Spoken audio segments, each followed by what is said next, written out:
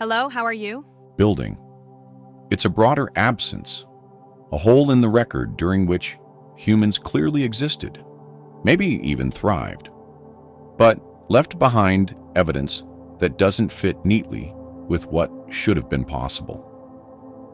You can think of it as a section of a book where the pages were removed long before anyone could make copies, and all that remains are scattered lines written in the margins of chapters that survived. Archaeologists try to piece those lines together, hoping they'll reveal what was once in the missing section. But no matter how much material they gather, something about the picture still feels incomplete. What makes this more challenging is that the Earth itself is not an ideal archivist. Time erodes, buries, and transforms. Rain washes away layers of soil. Rivers shift their beds. Winds scrape surfaces clean. Vegetation grows, dies, and returns again. Ice advances and retreats. Volcanoes reshape entire regions. Seas rise and fall. Even plate tectonics move continents slowly but relentlessly. Everything humans leave behind is at the mercy of forces that care nothing about preservation. Stone survives better than wood. Metal survives differently depending on the environment. Organic material rarely lasts unless conditions are perfect. When you imagine how many traces of early humanity may have existed, but are now unrecoverable, you start to understand why the gaps appear so wide. Yet, that explanation alone doesn't fully solve the mystery. The missing portion isn't just a matter of lost pottery or weathered bones. It's the appearance of ideas, technologies, and structures that seem to need earlier origins than the timeline allows. It's the sudden shifts in cultural patterns. It's the strange uniformity of certain symbols across regions that shouldn't have been connected.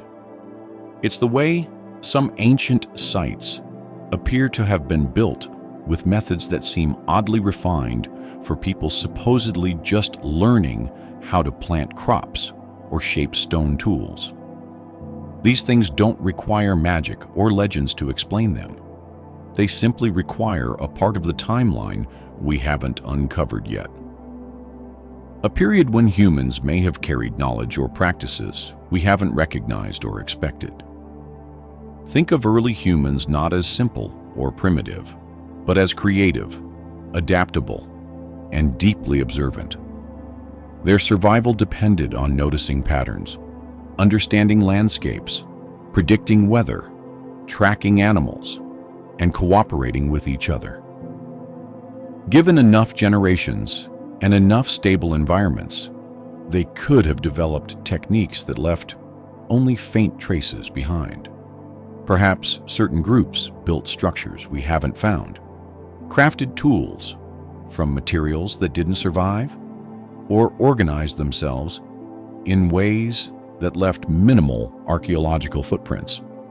It's possible some communities reached a level of sophistication that didn't leave behind monuments or cities because their priorities were different from those we associate with progress today. There's also the matter of population. For most of human existence, our numbers were incredibly small compared to today. Small populations mean fewer artifacts, fewer large settlements, fewer durable structures, and a higher chance that everything they left behind could be erased by natural processes. If a culture flourished with a few thousand people, but lived in coastal areas that later submerged, or in forests that grew over their remains, or in regions where erosion was relentless, then the entire span of their existence could vanish almost without a trace. In that case, what we'd find today would be only the faintest hints, subtle clues, and anomalies that don't fit neatly into the standard accounts. One of the more compelling parts of this mystery comes from examining transitions between known periods. There are shifts that feel too abrupt, leaps in knowledge that seem to lack clear foundations. You see organized agriculture appear in several separate parts of the world within a surprisingly short window. You find astronomical alignments built into structures from cultures that supposedly were still struggling with basic engineering. You see populations adapting to climate changes in ways that imply long-term planning. These aren't impossible achievements, but they do suggest people learned or inherited knowledge from sources that don't appear in the archaeological record. When researchers ask where that knowledge came from, they often run into silence. The record shows the results but hides the origin. The missing portion of human history is not a single event. It's a series of questions that converge on the same point. Why do certain ancient sites appear older than they should? Why do identical symbols appear in regions separated by thousands of miles and with no documented contact? Why do oral traditions from countless cultures reference a time before recorded history when something significant happened, something that reshaped humanity? Why are there sudden disappearances of entire groups without indications of war or migration? Why do some early tools and structures look more refined than those that appear later? These questions don't suggest a lost super-civilization or anything dramatic. They simply point toward a broader, subtler possibility that humans have been developing in ways more complex than we've assumed, and that an entire segment of that development is not documented. Some researchers focus on climate shifts as a possible cause for the missing portion. There were periods of rapid environmental change, including the end of the last ice age when coastlines changed dramatically. If early humans settled near water, which most evidence suggests they did, many of their communities would now lie underwater. Any structures they built, any tools they used, any stories they carved or etched could be submerged hundreds of feet below current sea levels. The ocean floor holds more unknowns than the surface of Mars, and recovering evidence from there is incredibly difficult. It's entirely possible that a meaningful portion of human prehistory lies beneath waves that have covered it for thousands of years. There's another angle that adds to the puzzle. Some artifacts appear far older than expected, or contain patterns suggesting knowledge of astronomy, geometry, or long-term cycles that early humans shouldn't have recorded yet.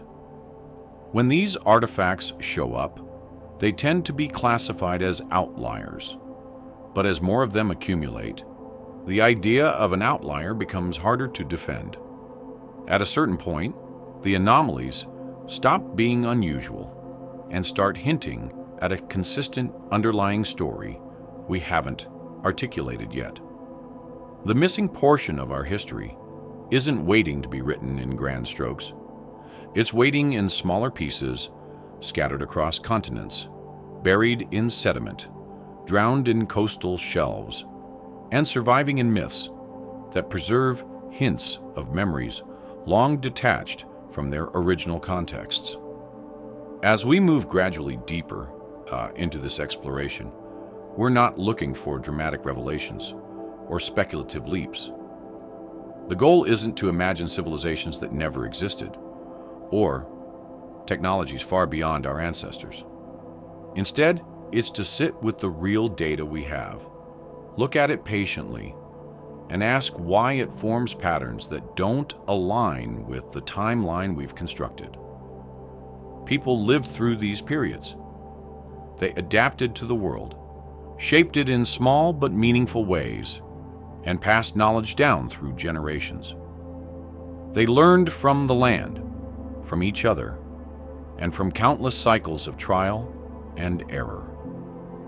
Somewhere between those actions and the archaeological record we rely on, something slipped away. Tonight we're going to trace that quiet absence, not to fill it with guesses, but to understand its shape.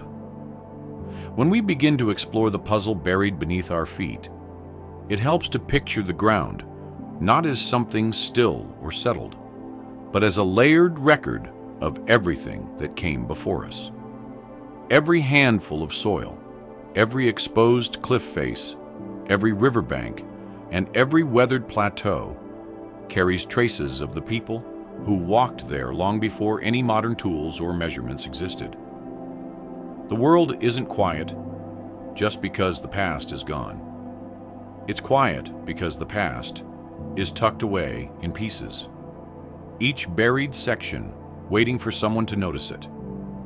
And as simple as that sounds, examining these buried pieces has become one of the most complicated tasks in understanding where humans actually came from and what they knew long before writing, or metal tools, or cities took shape.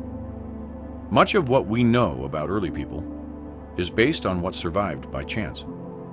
The Earth did not decide to preserve certain things and discard others. It simply reacted to rainfall, wind, pressure, heat, freezing, thawing, and every other process that works on the surface across thousands of years. When researchers find a fragment of pottery, a piece of bone, a broken tool, or an outline of a dwelling, they try to build a larger picture from these fragments. But the fragments rarely line up in a way that feels complete. They tend to leave out as much as they reveal. They offer clues without explanations, and they create more questions than answers. Each site can feel like the first page of a story without the rest of the book attached to it. Some of the most interesting clues come from places where erosion or natural disasters have exposed layers humans normally wouldn't see. A landslide might reveal a tool kit that looks far more advanced than expected for its depth in the sediment. A dried lake bed might expose markings that appear carefully arranged, as if someone had been tracking patterns in weather or stars long before written records existed. Even a simple arrangement of stones can raise questions if it doesn't look like something a random event would produce. In each case, the discovery begins as a small curiosity, but when compared with other sites, the same curiosity appears somewhere else. Then it appears again. Eventually, these scattered questions turn into a pattern. What makes this especially compelling is the way these patterns show up across continents that would not have had contact with each other at the time. Groups separated by mountain ranges, deserts, oceans, and long distances, somehow left behind similar arrangements of shelters, similar methods of tool making, similar symbolic markings, or similar signs of learning how to manipulate the environment. No clear connection shows how these ideas spread. The usual explanations don't fit as well as they should. It suggests that people either shared a source we haven't identified, or that they carried knowledge through older generations we can't trace. A good example of this appears when looking at how early humans shaped stones. The common belief is that the earliest tools were crude and simple, but in several locations, researchers have uncovered stone blades with symmetry and sharpness, suggesting a practice technique. These blades show consistent angles, repeated patterns of chipping, and intentional shaping that shouldn't appear randomly. What complicates things is that some of these blades are older than the tools found in regions where humans supposedly developed those skills later. It reverses the order of events in a way that doesn't match the established timeline. Instead of gradual improvement in one region spreading outward, the evidence looks like improvement appeared early in multiple locations and then somehow declined or changed into something less precise before rising again. Another clue emerges when looking at unexpected remains found in sediment layers. There have been discoveries where burned wood, arranged stone platforms, or signs of controlled fire appear much earlier than anticipated. Controlled fire isn't surprising by itself. People learned to use it long before agriculture, but the way fire was used at some sites raises questions. Some fire pits appear to have been built for more than warmth or cooking. They resemble systematic burning for land clearing or group activity that implies planning. At a few sites, the ashes contain mixtures of materials not typically found together naturally. This suggests humans may have been experimenting with heat treatments or using fire for processes that left minimal traces behind. These traces don't confirm advanced technology, but they do hint at organized effort, and that alone creates questions about how people coordinated tasks during a time when they supposedly lived in scattered groups. There's also the matter of footprints. When ancient footprints discovered, they provide some of the most direct evidence of human presence. But occasionally, the arrangement of these prints raises issues. Researchers have found sequences indicating groups walking in organized lines, pairs walking together, or adults positioned near children in a protective arrangement. These details aren't surprising. They reflect normal human behavior. But what becomes strange is when the number of individuals is larger than expected for early groups, or when the footprints appear near structures or arrangements of stones that don't match the known technology of the era. In some cases, the prints appear next to impressions of wooden posts or shelters that do not survive but leave hints in the ground. These impressions sometimes suggest building methods that appear earlier than the timeline allows. Then there are sites where layers of soil reveal sudden abandonment. A settlement might show evidence of long-term occupation followed by a sharp break. No signs of conflict, no widespread burning, no mass movement. Everything simply stopped. Tools remain unfinished. Food remains left behind. The settlement does not show signs of destruction. It just ends. These breaks happen across multiple regions around similar periods, suggesting something changed that caused people to leave or reorganize their lives suddenly. It could have been climate, disease, or social shifts. But when the pattern repeats widely across distant populations, it raises the issue of whether the missing portion of history involves a shared event or a form of knowledge that influence how groups responded to challenges. Another part of this puzzle lies in the objects that appear older than expected. There are carvings and engravings found on bones and stones that show animals, shapes, or patterns arranged with surprising precision. Some of these carvings seem to track the phases of the moon or the seasons. Others resemble maps of local terrain. These are not fantasies or exaggerated interpretations. They are real artifacts studied and verified. Yet they show a level of abstract thinking and long-term observation, usually associated with later civilizations. This does not mean ancient artists created art for symbolic reasons. It simply suggests that someone was paying attention to cycles in nature and recording them in a consistent way. If these carvings are as old as they appear, then humans were observing the world with more structure than we assumed. One of the most persistent questions comes from the way similar symbols appear in regions separated by oceans. For example, spirals, handprints, geometric lines, and animal figures show up in caves across Europe, Africa, Asia, and the Americas. While some symbols may simply be intuitive shapes people naturally create, the repeated patterns and methods of placement raise questions.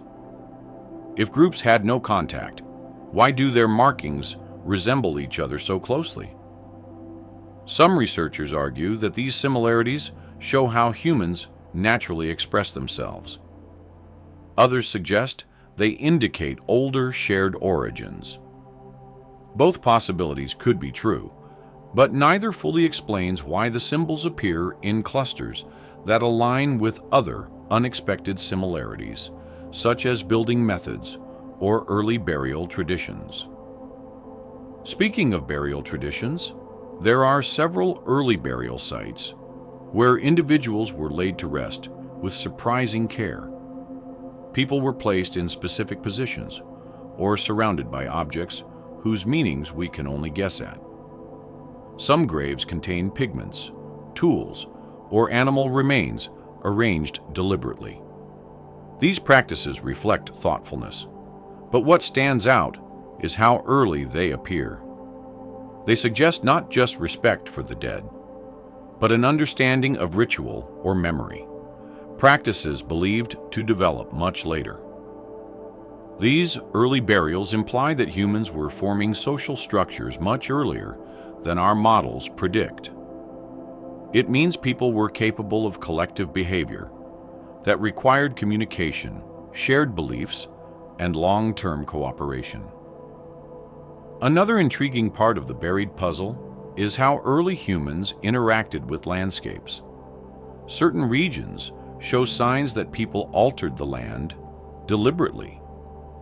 They may have rooted small streams, cleared vegetation, or created pathways used repeatedly over long periods. These actions do not require advanced technology, but they do require planning. The presence of these landscape modifications earlier than expected challenges the assumption that early humans lived entirely reactively, taking from the environment without shaping it. Instead, the evidence shows they understood how to influence their surroundings in subtle ways that leave minimal physical remains. There are sites where stone blocks appear arranged in ways that don't match natural patterns.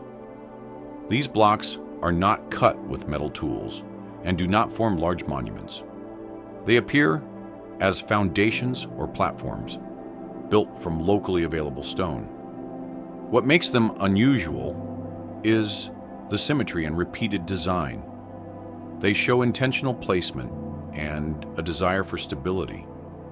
In some cases, the blocks are shaped through a process that involves heating and cooling, a method not associated with stone structures until much later. Again, these are not examples of impossible technology.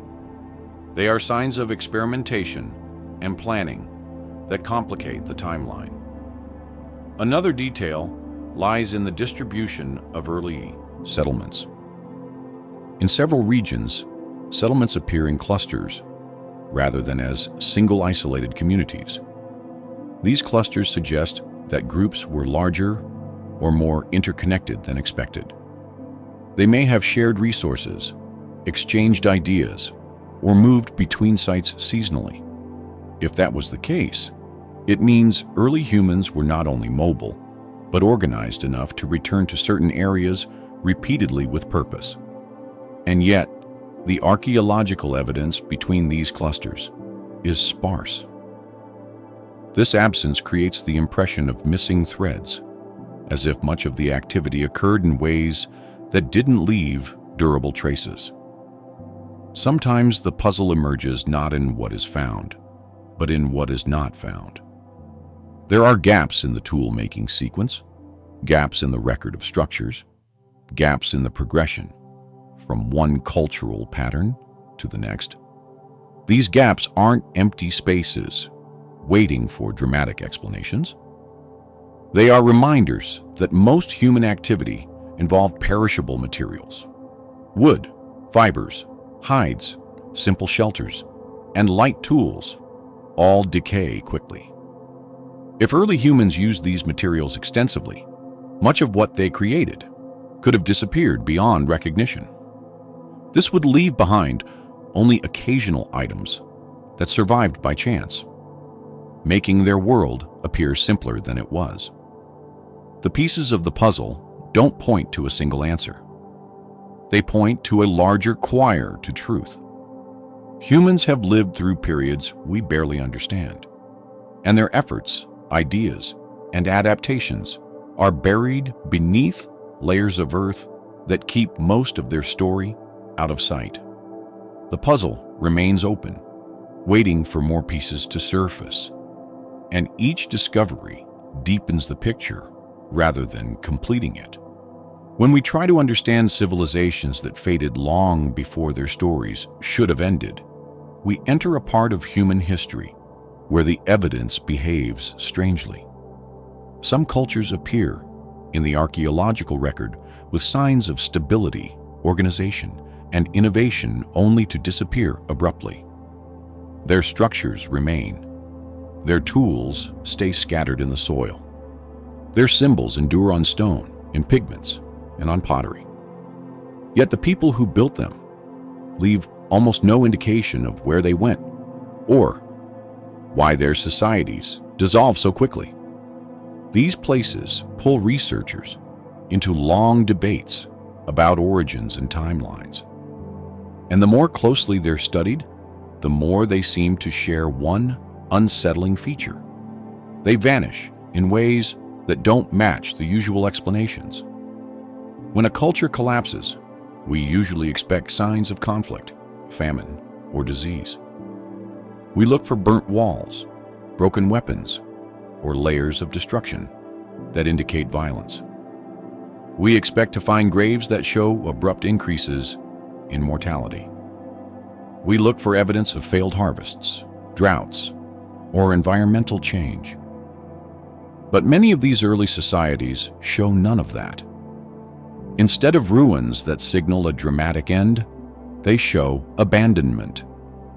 Tools left in the middle of construction, food storage partially full, everyday items arranged as if someone expected to return. It creates the impression not of catastrophe, but of people walking away from their homes for reasons we cannot identify. Some of the most puzzling examples are found in places where early forms of coordinated building appear long before expected. People constructed multi-room dwellings, shared courtyards, and storage areas arranged with care. They used architectural patterns that require planning, cooperation, and communication among many individuals. These communities lasted long enough to establish routines, raise children, and create traditions. Yet, after generations of occupation, the traces end abruptly. There is no sign of forced departure, no signs of gradual decline. The timeline simply stops. Whatever caused the abandonment leaves behind only questions. This raises the issue of how these societies formed in the first place. If they developed in isolation, they would need long periods to learn how to build, farm, organize, and develop the skills required for community life. But the evidence often shows that these settlements appear fully formed. The earliest layers already contain planned dwellings rather than simple temporary structures. Storage systems are already in place. Food preparation areas are already organized.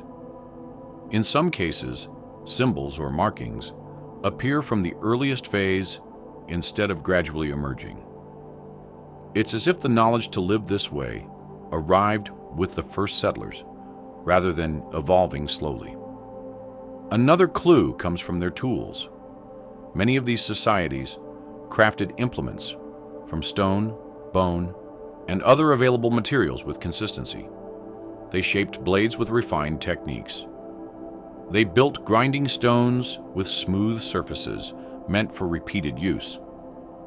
They carved figurines or engravings that suggest symbolic thinking. These items show practice and intention. They also appear in patterns that indicate knowledge was being shared across families or groups. But once again, the sudden disappearance interrupts the continuity. The precise tools end, the symbols stop, the structures remain empty, and the next phase of human activity in the region often looks entirely different. This abrupt break forces researchers to ask whether these people moved elsewhere. If they relocated, there should be traces of where they went. But most of the time, those traces don't appear. The next population to occupy the land usually has a different style, a different way of building, a different set of tools. The two groups rarely overlap in ways that indicate direct transfer of knowledge. Instead, it gives the appearance of a gap, as if the earlier society left and the new one arrived much later, unaware of what had existed before. This deepens the sense that something important is missing. There's also the problem of similarity across great distances. Some of these early societies built structures aligned with common orientations. Others used recurring symbols or decorative marks. Some shared methods of tool production that appear nearly identical. The regions where these similarities show up were separated by geography that should have prevented easy contact. Yet the patterns persist. This suggests people either spread with their knowledge across large distances or inherited practices from an older source no longer visible in the record. One example appears in settlements that use circular arrangements of dwellings. Each dwelling had a consistent layout. The doorways often faced the same direction. Pathways between structures were worn into the ground in a way that indicates repeated organized use. These arrangements are not unique to one culture. They appear thousands of miles apart. Their presence doesn't prove a direct connection. But seeing such similar planning in societies that weren't aware of each other raises questions about where the idea came from. It might be independent invention, but the similarities run deeper than simple practicality. Another clue lies in the presence of early communal structures. Some societies built central spaces that were larger than their personal dwellings. These spaces could have been used for storage, meetings, ceremonies, or shared food preparation. They show that people understood the importance of collective activity. Yet, these structures often vanish at the same moment the rest of the settlement is abandoned. It's not that the community grew slowly weaker over time, is that everything stops at once. This pattern appears repeatedly across regions that have no documented contact, creating the sense of a shared phenomenon without a known cause. What makes this even more intriguing is how these societies seem to appear earlier than expected. For decades, the common view was that large, organized structures only emerged after agriculture became stable. But as excavations reach older and older layers, the data has forced many to reconsider. There are places where complex buildings appear before clear evidence of farming. There are sites where symbolic carvings appear before signs of large populations.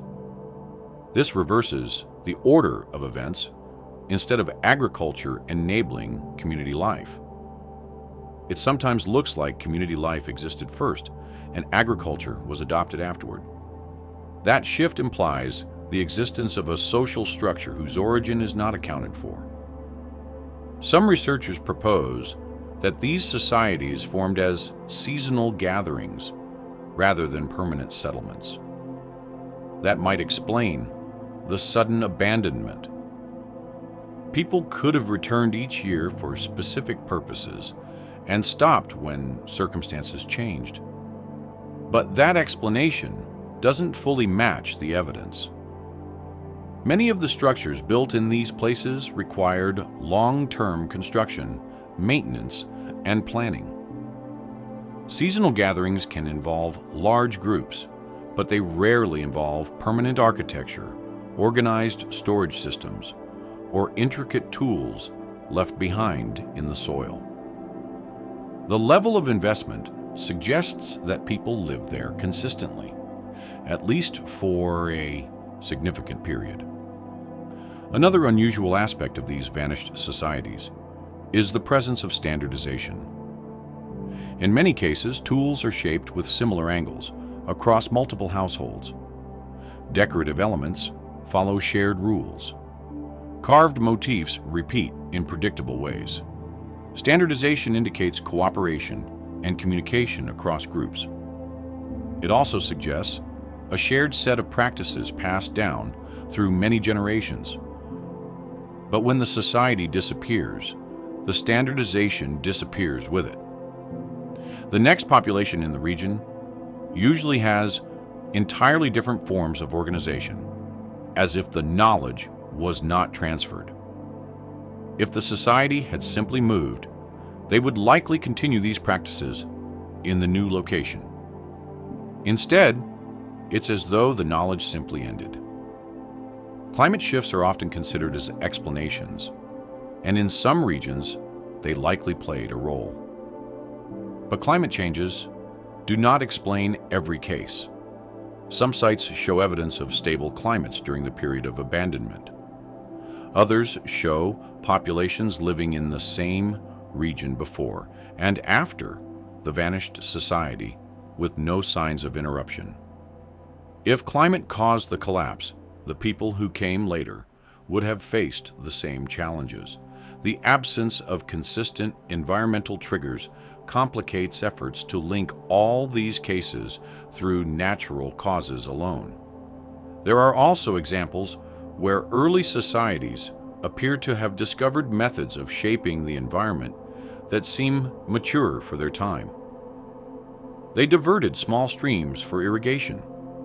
They cultivated or encouraged the growth of certain plants. They created terraces or platforms in hilly areas to stabilize the ground. These actions require observation, planning, and cooperation. But again, these methods vanish with the society. The next occupants often rely on simpler strategies, only developing similar techniques much later. This backward movement in knowledge doesn't match what we usually expect from continuous human development. Another piece of the puzzle involves trade materials. In some abandoned sites, objects appear that originated hundreds of miles away. These materials include shells, pigments, stone types, and other items that require long-distance travel or well-organized exchange. If these communities had connections that extended far beyond their immediate surroundings, it suggests a wider network than the timeline predicts. Yet the network disappears with the society. The next population shows no signs of maintaining it. The trade routes stop. The materials no longer appear. It leaves the sense of an interconnected world that briefly existed and then dissolved completely. There are even more puzzling cases where structures show advanced planning, but do not seem to have been used long enough to justify the effort. Some buildings have carefully engineered drainage systems. Others have foundations built to withstand shifting soil. Still, others show evidence of coordinated construction using consistent measurements. But the occupation layers above them are thin, suggesting people left soon after building. It raises questions about why they stopped using these structures. The disappearance feels abrupt rather than gradual. In a few places, carvings or symbols appear on walls, stones, or objects that show surprising detail. These markings often depict animals, people, patterns, or scenes that might reflect stories, beliefs, or knowledge. Yet, these carvings stop when the society disappears. The next culture to inhabit the region uses different symbols, creating another break in continuity. It suggests a pause in the shared human narrative, a missing thread that interrupts the connection between earlier and later groups. As each of these clues accumulates, the picture grows more complicated. The pattern isn't one of a single lost culture or dramatic collapse. It's a pattern of societies emerging earlier than expected, developing practices that imply shared knowledge, reaching points of stability, and then vanishing in ways that do not match known causes. These societies were real. They left behind structures, tools, art, and signs of daily life. But the reasons for their disappearance remain uncertain. This uncertainty does not point toward conclusions beyond the evidence. Instead, it highlights the possibility that the missing portion of human history involves periods of development that left minimal traces, interwoven with societies that rose quickly, lived with surprising organization, and then dispersed or changed direction in ways that are not yet clear. What remains of them rests in the soil, quietly reminding us that our understanding of the past is still incomplete. Some puzzles in human history don't announce themselves with grand monuments or dramatic discoveries.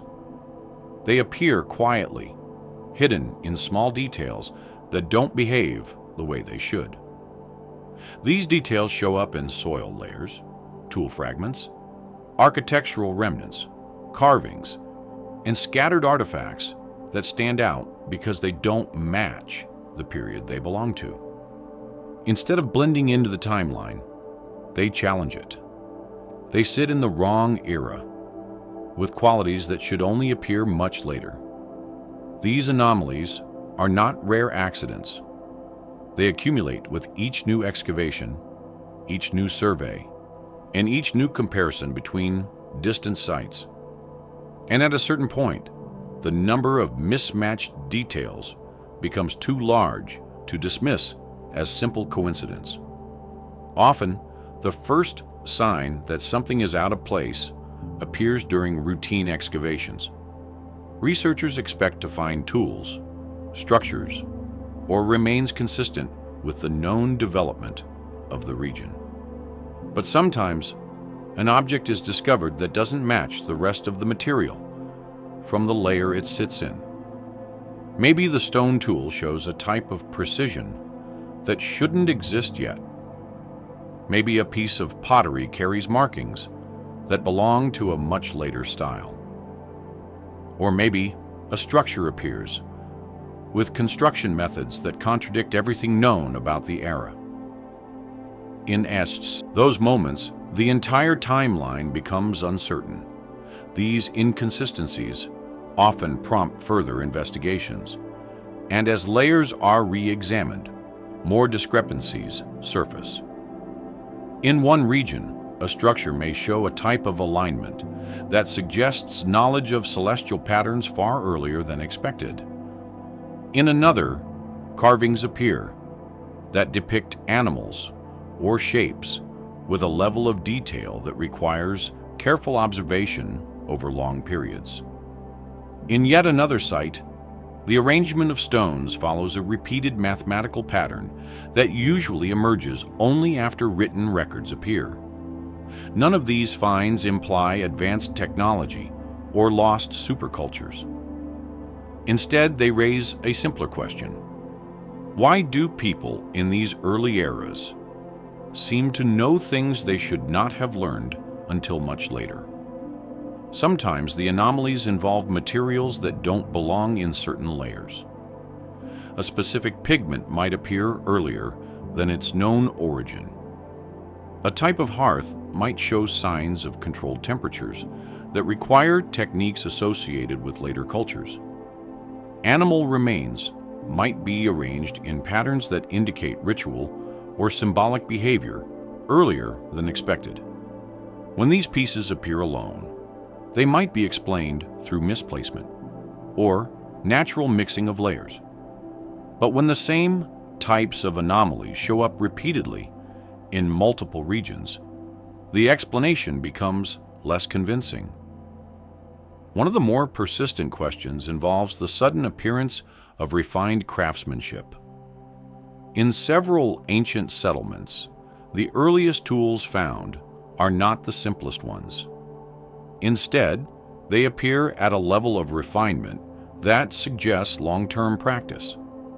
These tools might include symmetrical blades, polished surfaces, or standardized shapes that require more skill than the timeline predicts for the earliest inhabitants.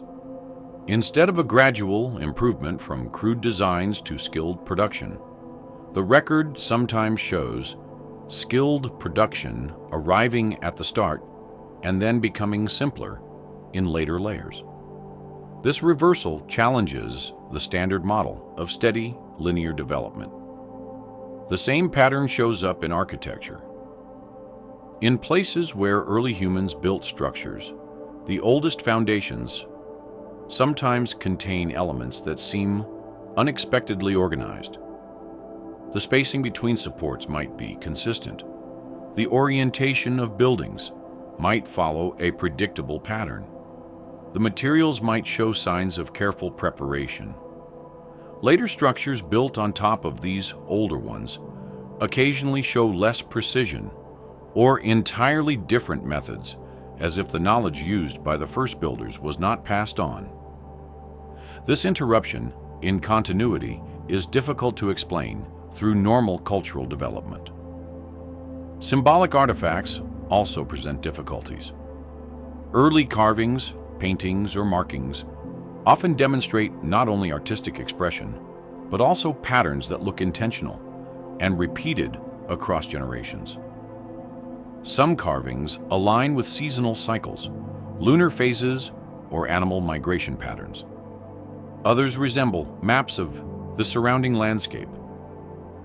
These examples of long-term observation imply a depth of knowledge inconsistent with the assumed mobility and lifestyle of early humans during those periods. If people were primarily focused on immediate survival, where did they find the time or stability to record these patterns so thoroughly? Another category of anomalies involves large stone placements, not monumental structures, but smaller arrangements that show clear geometric intent. These might involve groups of stones placed in circles, lines, or grids. The stones may not be shaped or carved, but they appear in patterns that reflect measurement, repetition, and awareness of spatial relationships. What complicates matters is that many of these patterns resemble later mathematical or architectural principles, but appear thousands of years earlier. The issue is not the stones themselves. The issue is the planning required to place them consistently. Traces of long-distance movement also raise questions. Some early communities have objects made from materials found hundreds of miles away. A particular type of obsidian may appear far from its source. Shells from distant coasts show up in inland settlements. Mineral pigments found in caves might originate from quarries across entire mountain ranges. These discoveries imply movement or exchange systems far more extensive than predicted for the era.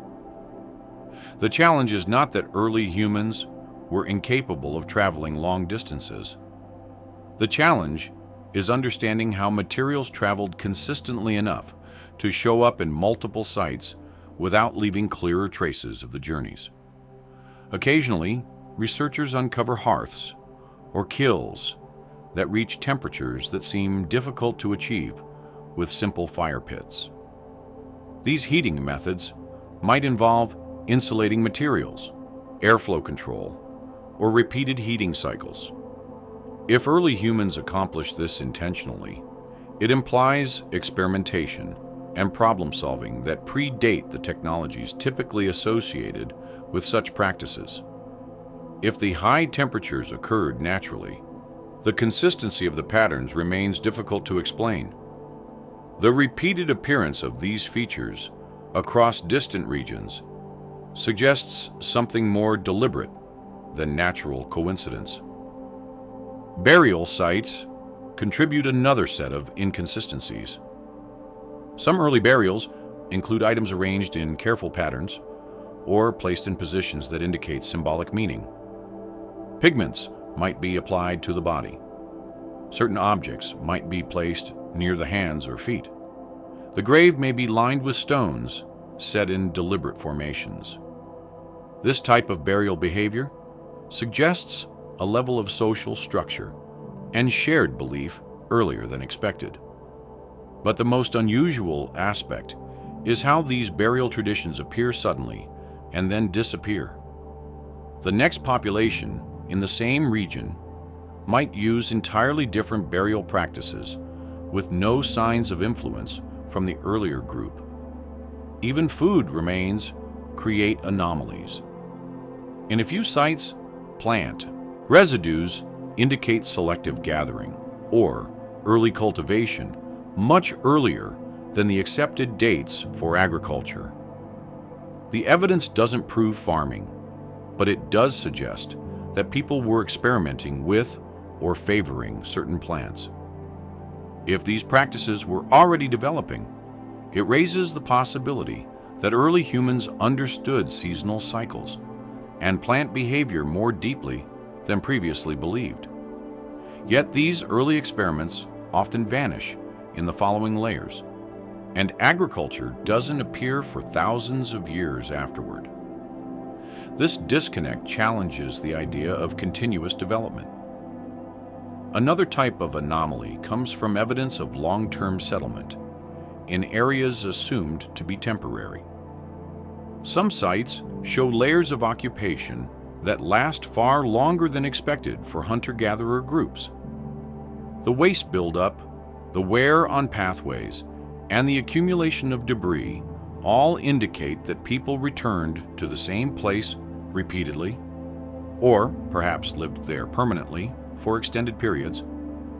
But permanent settlements are usually associated with agriculture or pastoralism. Without evidence of these systems, long-term occupation becomes difficult to explain. It implies an organization of a life that doesn't match the timeline. There are also older layers containing tools or structures that appear more advanced than those found above them. This inversion suggests a decline in knowledge or a shift away from certain practices. But declines typically happen through gradual change. Here, the shift often appears sudden. One layer shows refined techniques. The next shows simpler forms. This pattern repeats across continents, implying a common process that affected many groups. Understanding why early humans would abandon effective methods for simpler ones remains challenging. The presence of drainage channels or controlled water flow systems in early settlements provides yet another unexpected pattern. These channels show that people understood how water behaved in different seasons. They built features that directed or slowed water movement. They may have used stones or packed earth to stabilize banks. These systems require planning and familiarity with weather patterns. Yet they appear in societies that supposedly had not yet developed the social structures needed for such coordination. Even the diets of some early communities challenge expectations. Analysis of remains shows that certain groups consumed balanced mixtures of plants, fish, and animals that suggest seasonal planning. They appear to have understood when certain resources became available and organize their movement or gathering accordingly. This level of planning contradicts the idea of fully nomadic lifestyles, driven only by immediate opportunity.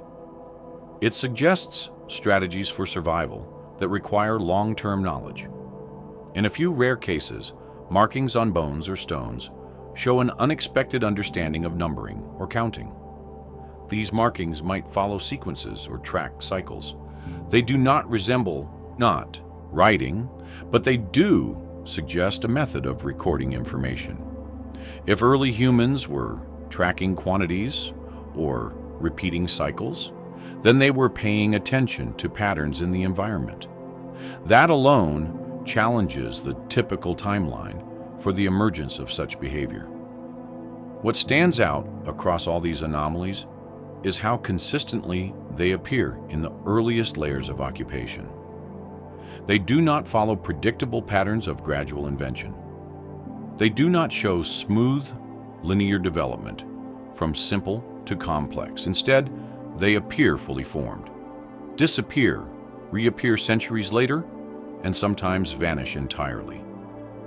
This irregular pattern suggests that early humans had knowledge or practices that were not preserved, lost over generations, or simply remain hidden from the archaeological record. As more data accumulates, the timeline becomes less of a clean sequence and more of a patchwork. The anomalies do not point to a single cause. They reflect missing links, forgotten practices, interrupted traditions, and connections that may have existed long before they left physical traces. Every so often, an excavation produces something that forces researchers to stop and rethink what they thought they understood about early human capabilities. These finds aren't dramatic in appearance. They are innate machines, mechanisms, or anything resembling the inventions that would eventually define later civilizations. Instead, they are simple objects or construction methods that carry features far ahead of the period to which they belong. Each one suggests skills that shouldn't have existed yet, knowledge that should have taken thousands more years to develop, or methods that seem out of place given everything else found in the same layers. At first glance, nothing about these discoveries looks extraordinary. But when examined carefully, they reveal techniques that require practice, intention, and understanding beyond what the timeline comfortably allows. Many of these unusual finds appear as tools made with surprising precision. When stone tools first emerge in the archaeological record, the common expectation is that they will be crude, chipped quickly, and shaped mainly for immediate use. But in several locations, the earliest tools show geometry that implies deliberate planning. Edges are shaped with consistent angles. The surfaces are evenly thinned. The symmetry is too exact to be accidental. To achieve this level of precision, a person would need to understand the behavior of stone under pressure and plan the points of impact in advance. It suggests technique rather than chance. And while later periods contain many refined tools, their sudden appearance at such early dates introduces a layer of complexity that doesn't match the typical developmental progression. Another unexpected feature appears in early examples of adhesives. Several ancient tools show evidence of being hafted, attached to handles, using binding materials. Hafting itself is not surprising, but the adhesives used in some early cases show chemical compositions that require controlled heating, mixing, and preparation. Creating these adhesives involves processes that must be carried out carefully. Heating the materials too much makes them brittle. Heating them too little makes them ineffective. Achieving the right balance requires knowledge passed down through practice. Yet, these adhesives appear in layers far older than the timeline suggests they should. They indicate experimentation, an understanding that seems to arrive fully formed rather than gradually developed. Construction sites provide another category of anomalies. Some early structures use stones shaped and arranged to interlock in ways that resist shifting. These interlocking methods appear in places where metal tools did not exist and where simple stacking would have been expected. Instead, the stones fit together with edges that complement each other. They may not form monumental walls, but even small platforms or foundations reveal the same unexpected precision. Achieving this fit without metal requires controlled chipping and the ability to visualize the final arrangement. The presence of such techniques at early stages of human settlement raises questions about where the knowledge came from and why it appears abruptly. Controlled heating also plays a significant role in these technological puzzles. In several early sites, researchers have found evidence of people using heat to alter the characteristics of stone before shaping it. Heat-treating stone improves its flaking properties, making it easier to shape into sharp blades. This process requires not only fire, but also a stable temperature over extended periods. Maintaining this temperature would require consistent fuel, airflow control, and monitoring. The idea that early humans used heat treatment is not new, but the dates associated with some of these finds push the practice far earlier than expected. It implies people had the patience and understanding to manipulate materials in ways that go beyond the simple use of fire for warmth or cooking. In addition to stone, early traces of metal working present another difficulty. While metal tools do not appear widely until much later, small beads or pigments made from metallic minerals sometimes show signs of heating or chemical alteration. These processes would require intentional experimentation with materials that respond differently to heat than stone or clay. If people were able to alter these minerals at early dates, even on a small scale, it suggests they explored how different substances behaved under fire long before they began producing metal tools. This experimentation does not imply advanced metallurgy, but does indicate curiosity and methodical efforts to understand material properties. Water management techniques also appear earlier than expected. Some ancient communities built channels that directed water through settlements or fields. These channels may be small, but the placement reflects knowledge of seasonal flow patterns. The builders understood how water moved through the landscape and how to guide it. A few channels show evidence of having been lined with stones to prevent erosion. Others use gravel layers to improve drainage. These features require planning and cooperation, traits that challenge the idea that early humans were primarily focused on short-term survival, without long-term environmental modification. Even more intriguing are the early examples of drilling.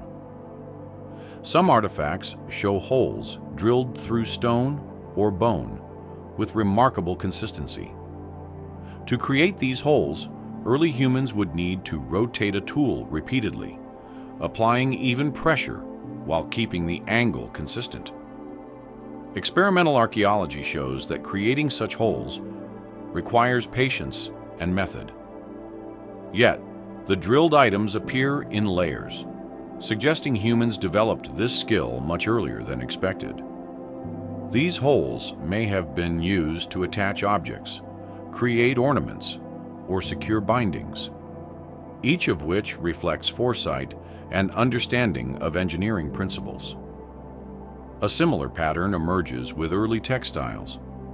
Actual fabric rarely survives, but impressions in clay and preserved fibers found in rare conditions show weaving techniques that require knowledge of patterns, tension, and coordination. These early textiles are not simple or loosely formed. They demonstrate uniform spacing and structured weaving. Producing them would require tools such as spindles, looms, or frames that also rarely survive. The existence of such textiles in early layers challenges assumptions that complex weaving developed only after settled agricultural societies formed. Instead, it suggests that portable weaving technologies may have existed long before permanent structures or fields appeared. Ceramics also raise questions.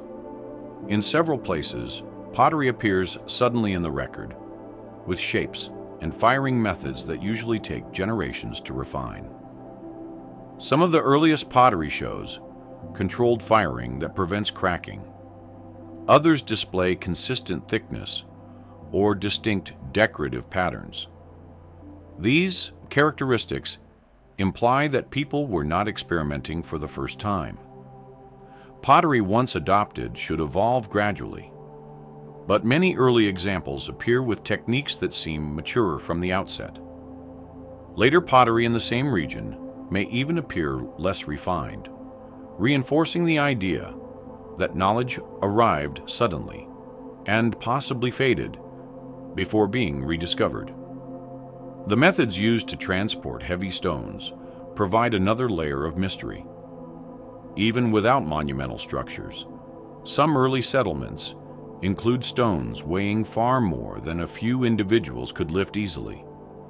Their placement implies coordinated movement or the use of tools such as levers, rollers, or ramps. These methods require understanding mechanical advantage. They also demand cooperation and planning. The fact that these heavy stones appear in early settlements indicates that humans were solving engineering problems long before the timeline suggests the development of such skills.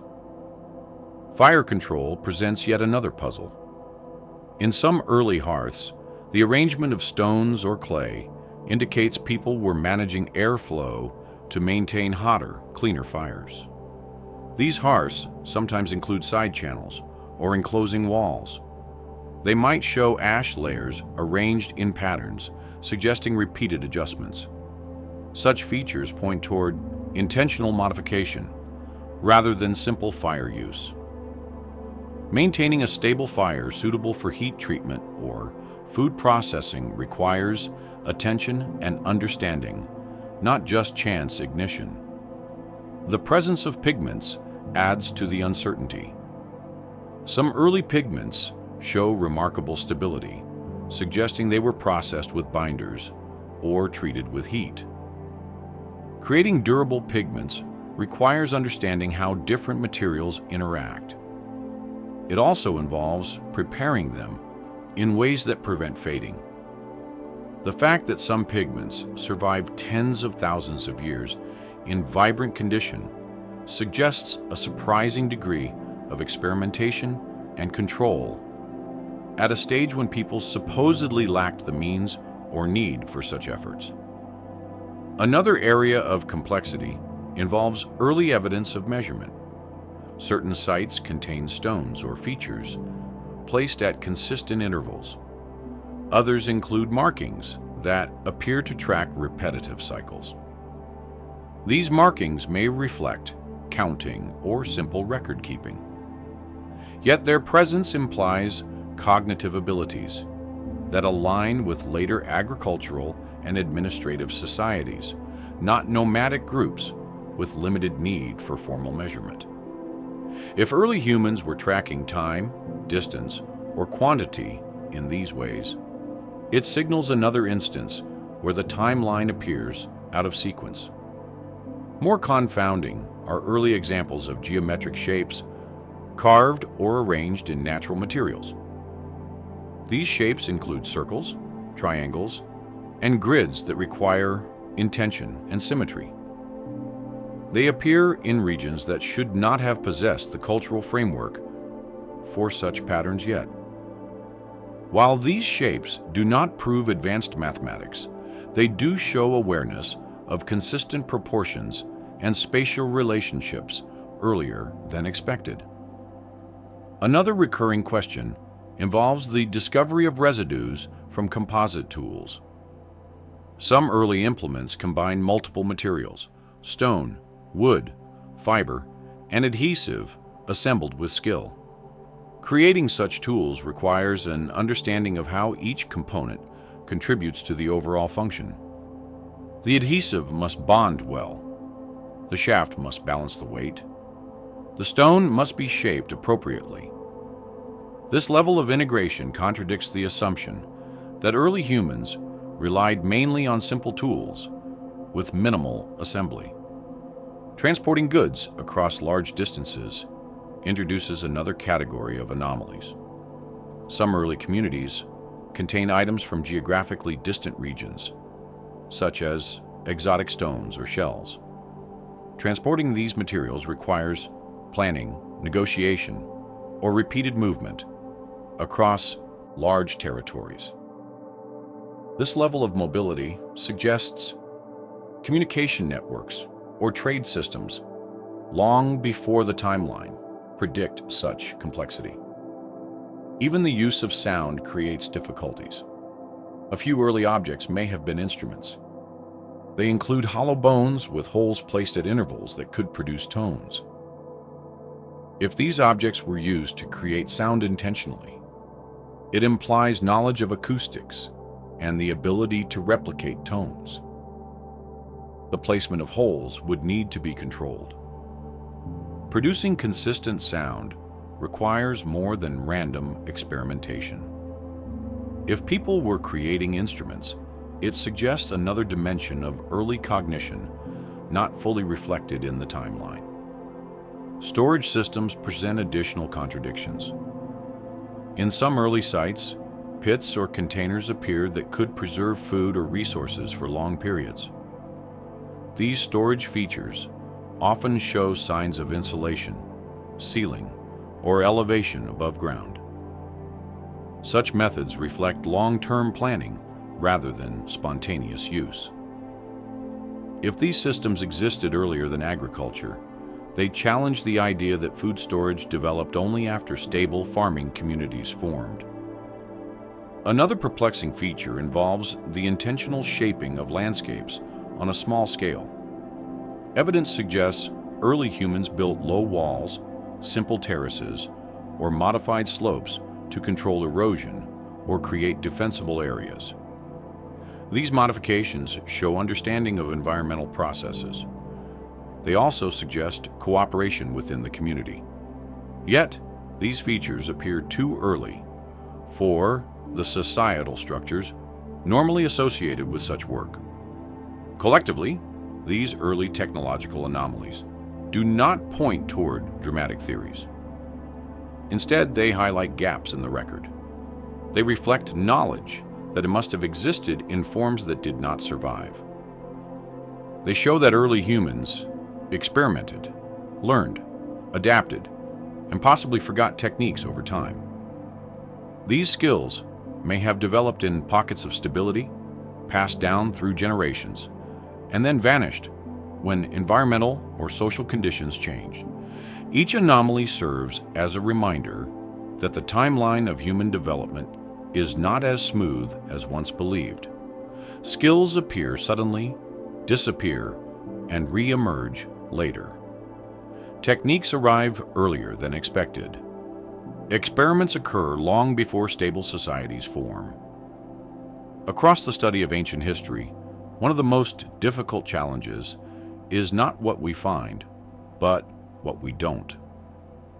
The gaps between discoveries often say as much as the artifacts themselves. Some stretches of time contain long periods where human activity should be visible, and yet nothing appears. These spans aren't short interruptions, caused by environmental damage or erosion. They are broad intervals where entire regions fall silent, leaving behind no tools, no structures, no hearths, no carvings, and no clear evidence that people lived there at all. The absence becomes its own kind of information, pointing to something missing in the timeline, something that once existed but left almost no trace. Archaeological records depend on preservation, and preservation is never guaranteed. Soil chemistry, temperature, moisture, fire, flooding, and countless other natural processes determine what survives. But even with these difficulties, the patterns of silence don't align neatly with expected causes. In some places, earlier layers contain abundant signs of human life. Tools, bones, pigments, and shelters all appear. Then suddenly, an entire sequence of sediment offers nothing. After that empty interval, traces of humanity return again.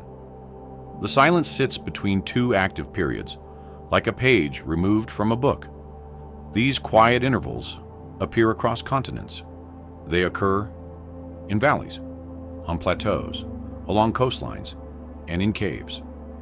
Regions that once supported thriving groups suddenly stop producing evidence.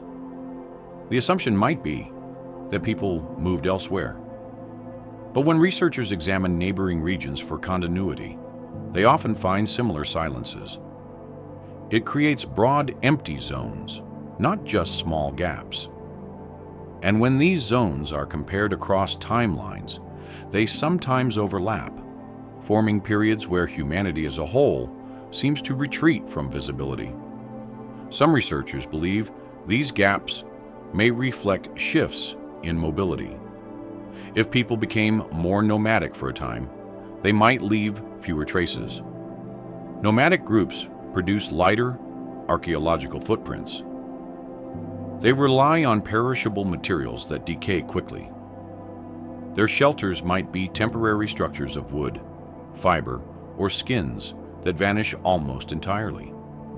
Their tools might be reused until they break beyond recognition. Their lifestyles would not leave the kind of durable debris needed for preservation. This explanation helps account for parts of the record. Yet, it doesn't settle everything.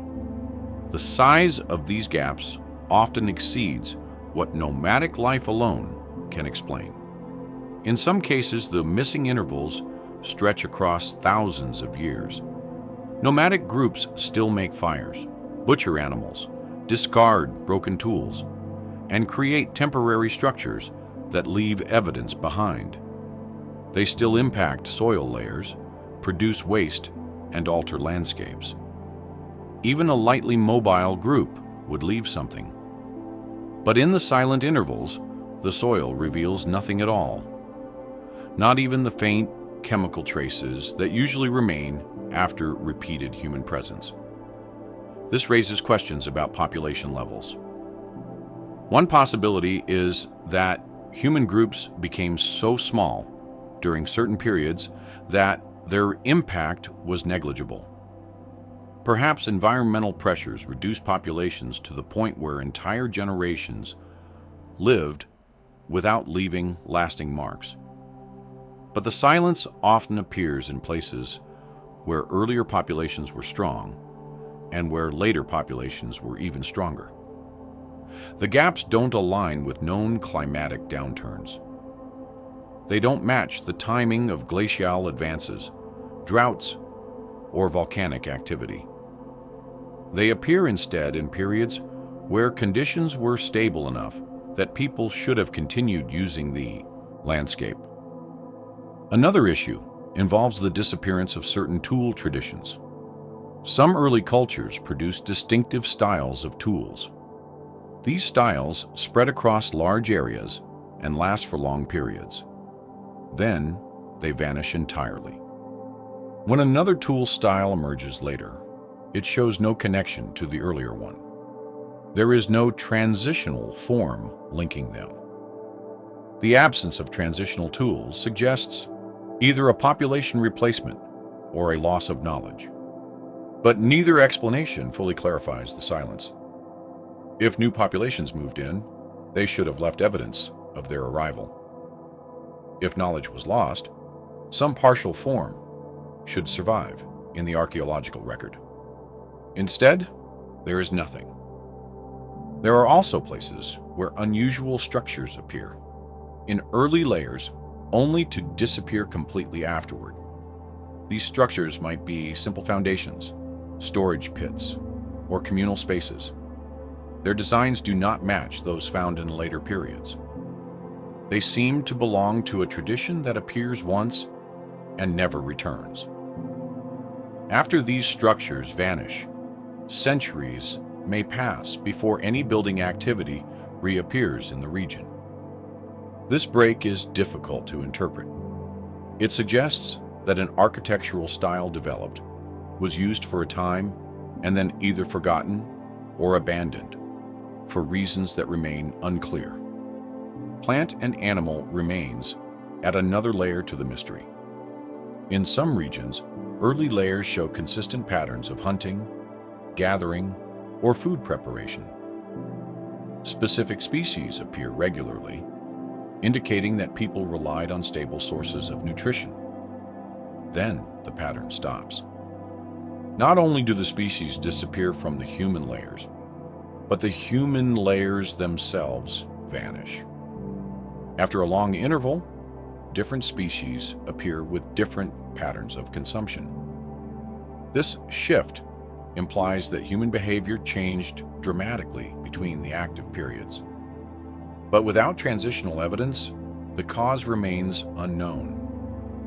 Burial practices also fade in and out of view.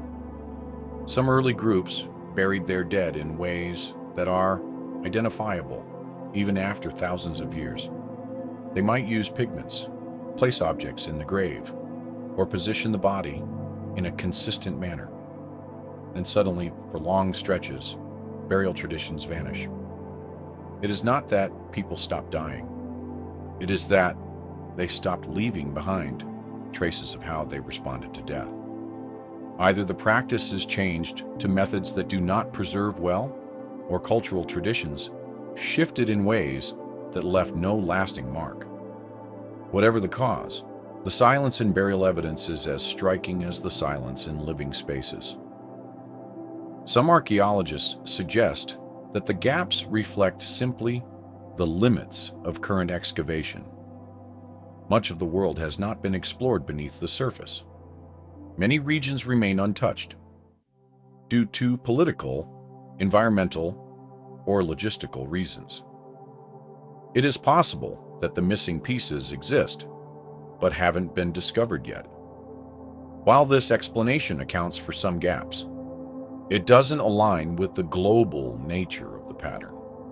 The silences appear in places that have been extensively studied, as well as in places that remain mostly unexplored. The consistency of the timing across large geographic scales suggests something deeper than random chance. Another complication arises when examining soil chemistry. Human presence often leaves chemical signatures. These signatures include elevated levels of phosphorus, nitrogen, or carbon from repeated fires, food waste, and organic decay. Even if physical artifacts disappear, the soil usually retains chemical traces. But in the silent intervals, these signatures are absent. The soil reads as untouched, as if people simply were not there. This absence of chemical evidence reinforces the idea that the silence is not a matter of missing artifacts, but a genuine interruption.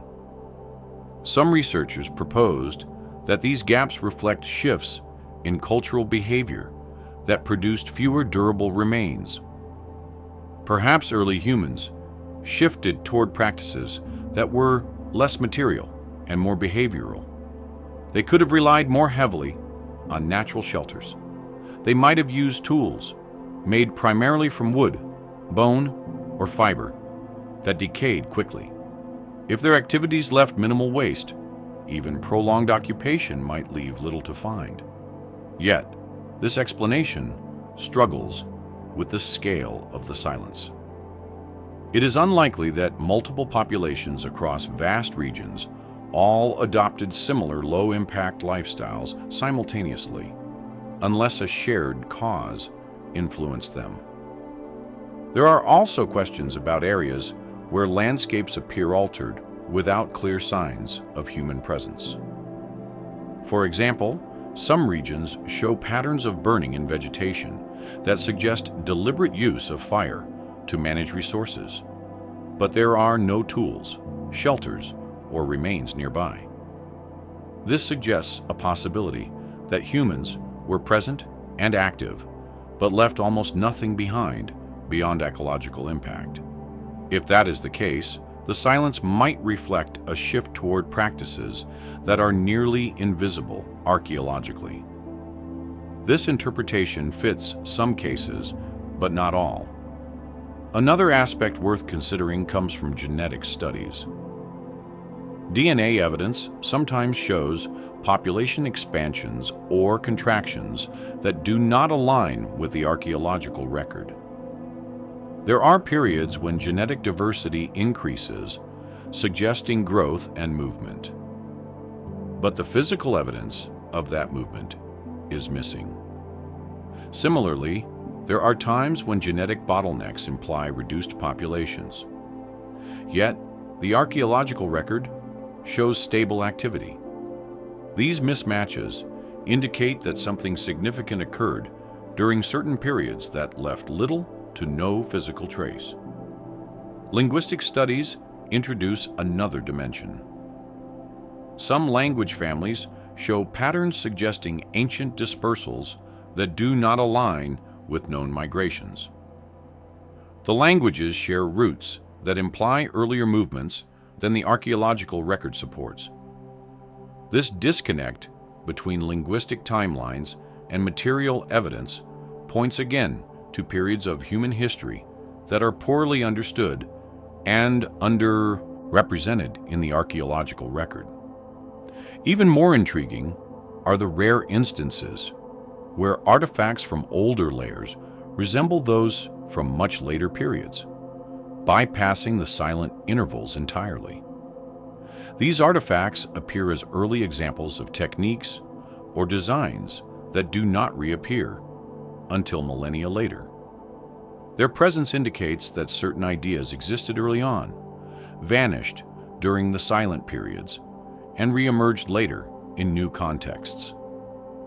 This suggests that knowledge was lost and rediscovered rather than passed continuously from generation to generation.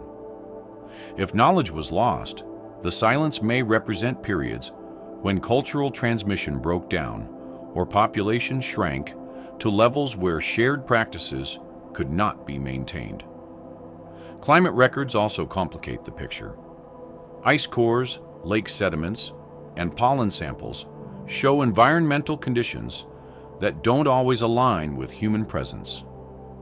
Some silent periods occur during stable climates when resources should have been abundant. In other cases, evidence of human presence appears during more difficult climates, defying assumptions about population resilience.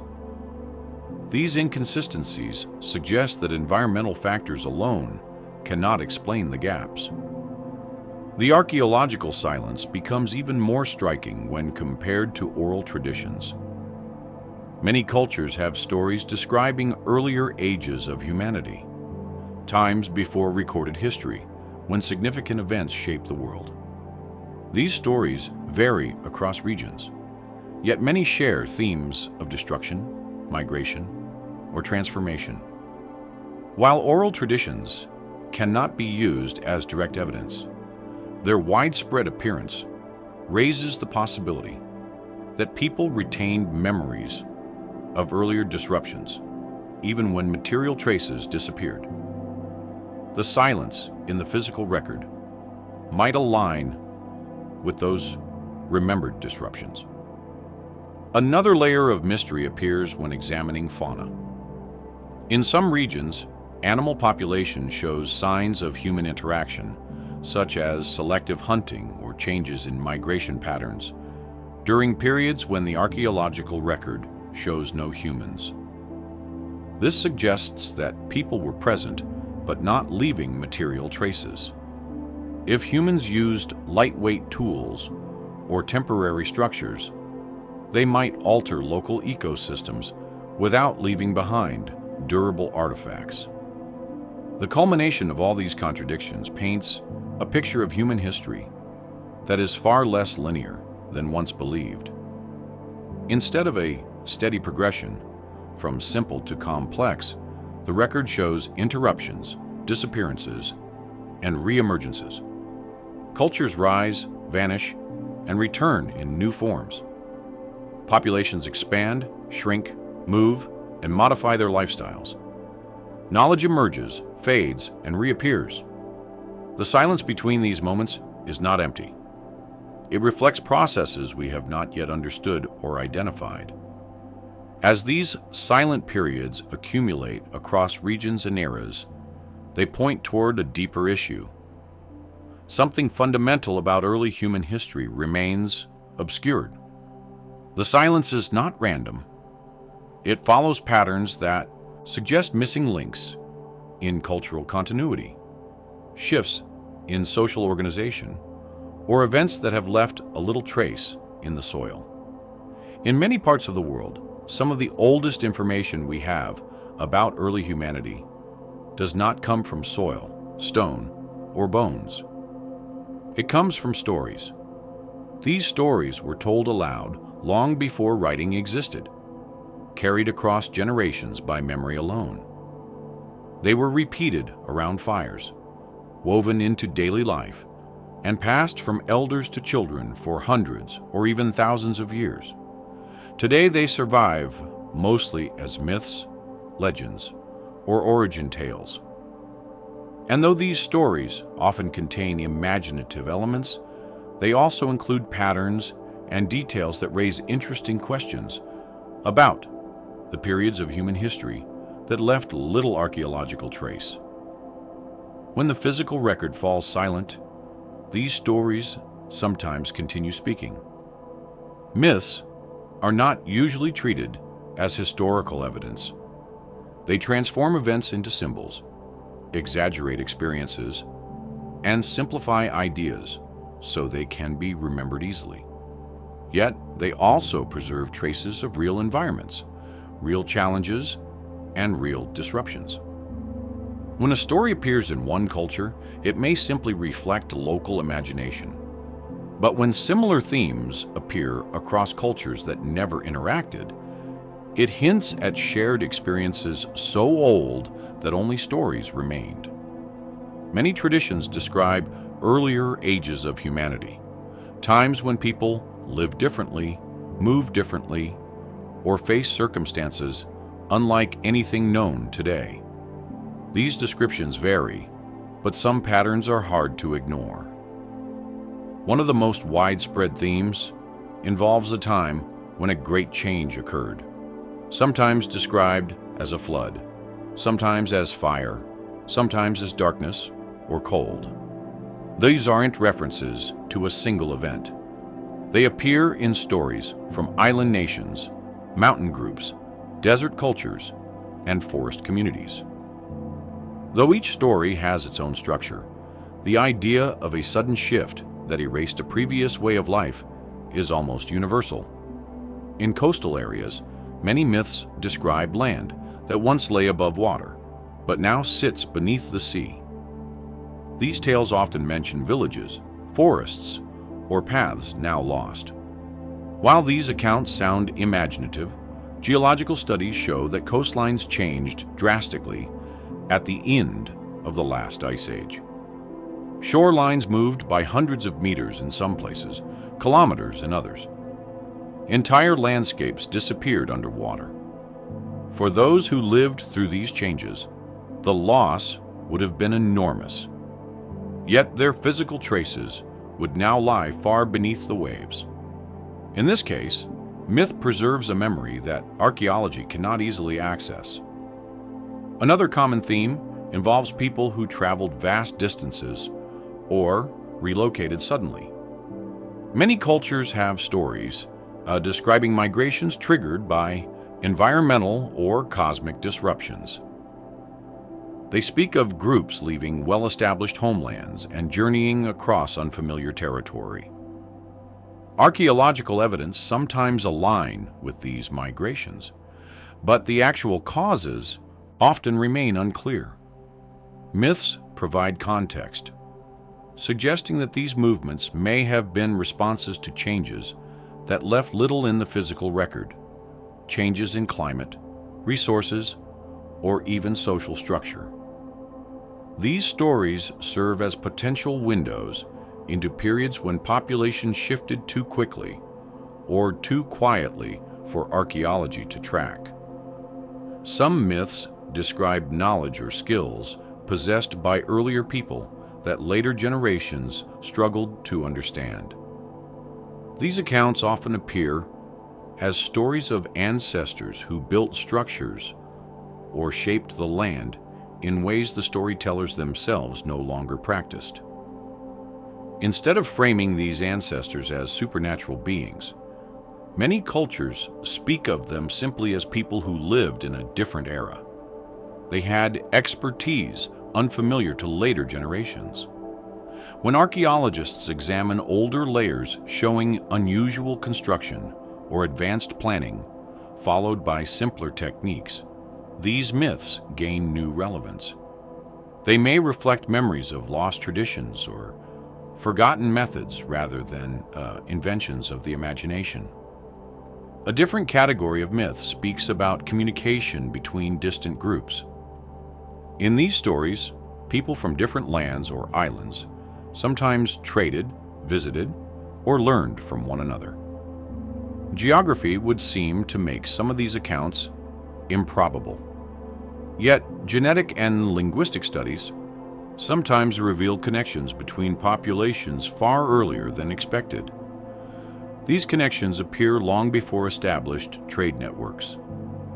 The physical artifacts remain sparse, but the stories survive, suggesting that knowledge moved in ways not fully visible in the archaeological record.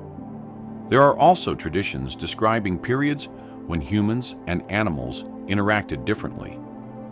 Some stories mention animals behaving with unusual familiarity, or humans understanding animal habits with uncanny precision. These stories often reflect ecological conditions from long-gone eras. For example, myths in North America describe animals that resemble extinct megapora. Some stories mention lakes, forests, or grasslands that match landscapes visible only in geological reconstructions. When these stories were first recorded by anthropologists, they were treated purely as fiction. Later studies show that some of the details align with Ice Age environments. These myths preserved a memory of ecosystems that vanished many thousands of years before. Symbolic tales also raise interesting questions. Many cultures maintain stories featuring spirals, circles, or repeated geometric patterns that appear in ancient carvings. Some myths explain these patterns as representations of cycles, seasons, migrations, or celestial movements. When these same patterns appear carved into stone or painted on cave walls, it becomes possible that they once carried shared meanings across distant regions. The physical symbols alone cannot explain their significance, but the stories give clues to how early people may have used them to track time, observe the sky, or record important events. Another recurring motif describes an age before farming when people lived in a world of abundance. These stories often mention landscapes rich in game and plants where life required little labor. Over time, this imaginary age ended, and people were forced to adapt. While the idyllic nature of these tales may be exaggerated, they could preserve early memories of environments that were more productive than the ones that followed. Climate records show that some regions once supported far larger populations than they do now. Myths may echo the transition from these favorable conditions to later periods when resources grew scarce. Stories about ancient structures provide yet another point of interest. In many regions, myths describe buildings or sacred places constructed by ancestors whose identities remain unknown. Sometimes these structures exist physically. At other times, the stories reference places that have not yet been found or may no longer exist. Even when these tales exaggerate, they suggest that people encountered remnants of earlier societies and tried to make sense of what they saw. Their interpretations formed stories. Those stories then traveled through generations, long after the material evidence faded. Some of the most detailed myths concern the sky. Many early cultures preserved stories about patterns in the stars, the movement of the sun, or rare celestial events. These descriptions often correspond to astronomical cycles that require long-term observation.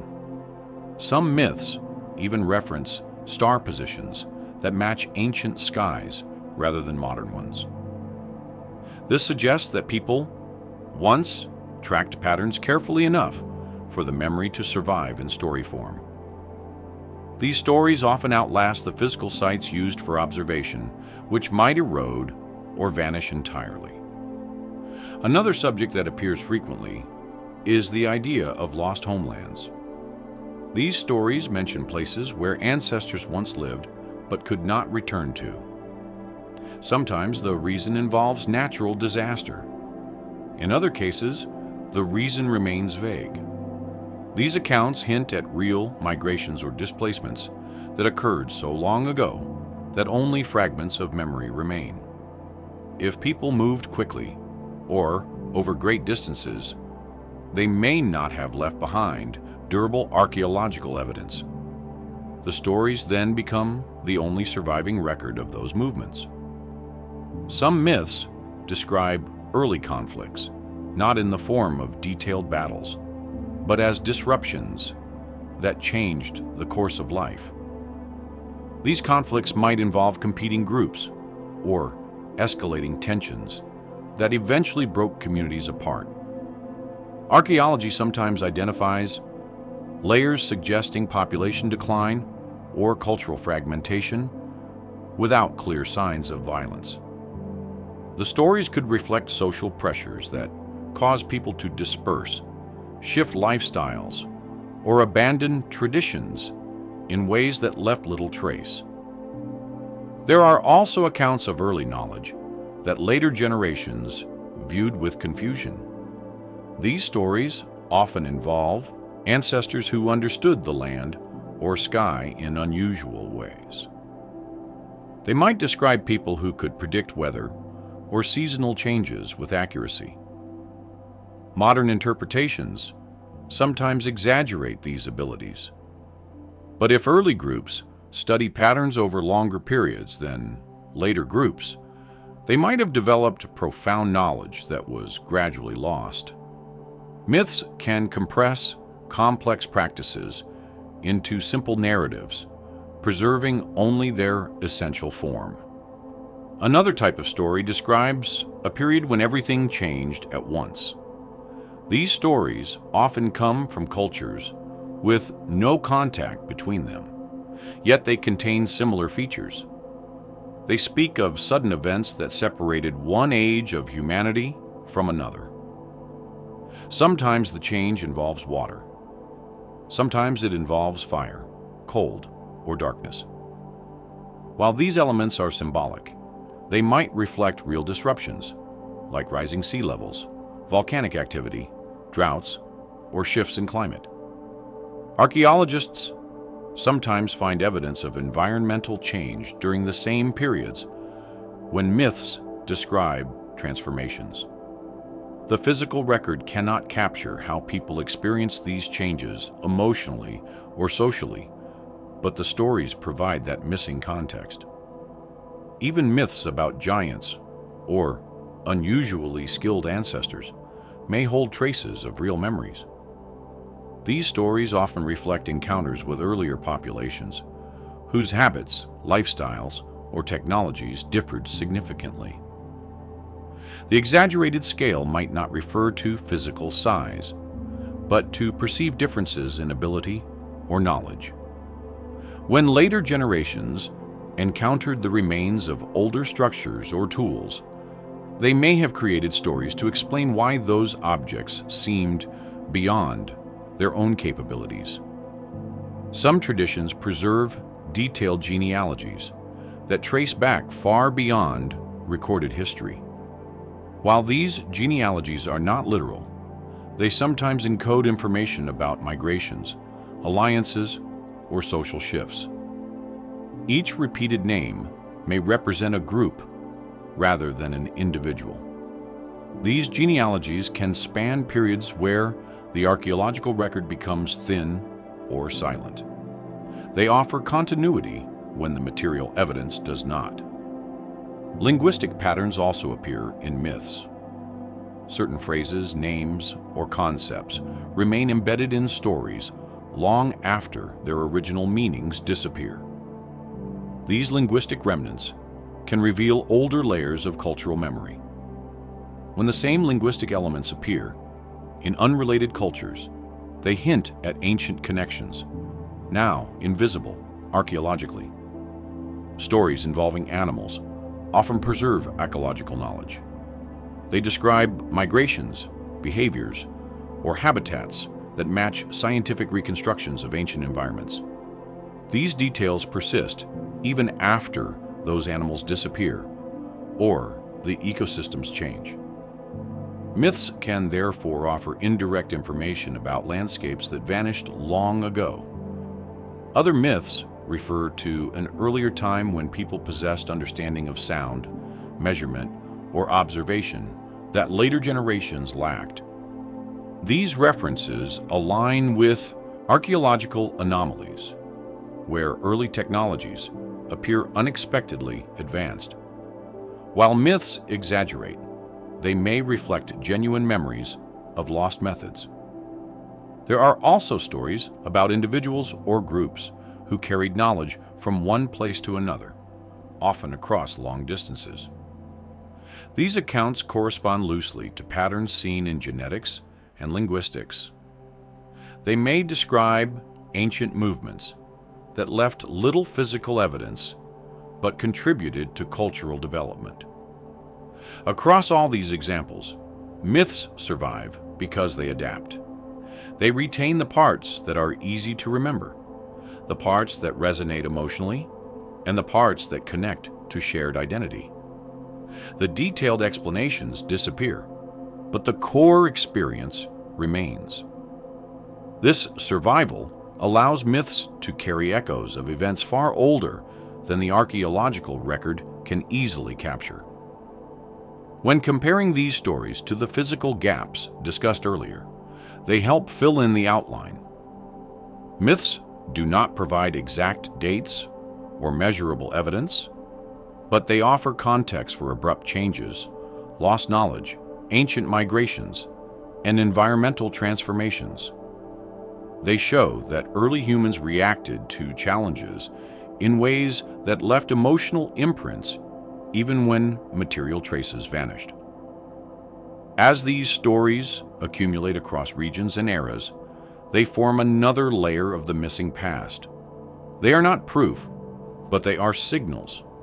They reveal memories of periods that archaeology struggles to document, pointing toward experiences that shaped humanity in ways still visible in culture today. Attempts to understand humanity's earliest knowledge often begin with the assumption that learning unfolded slowly. People observed their surroundings, experimented over generations, and gradually built new skills. But scattered throughout the ancient world are signs that early groups understood things they supposedly should not have known yet. These signs are not dramatic revelations or advanced inventions. They're small, persistent indicators that early humans possessed knowledge about the environment, the sky, materials, and navigation far earlier than expected.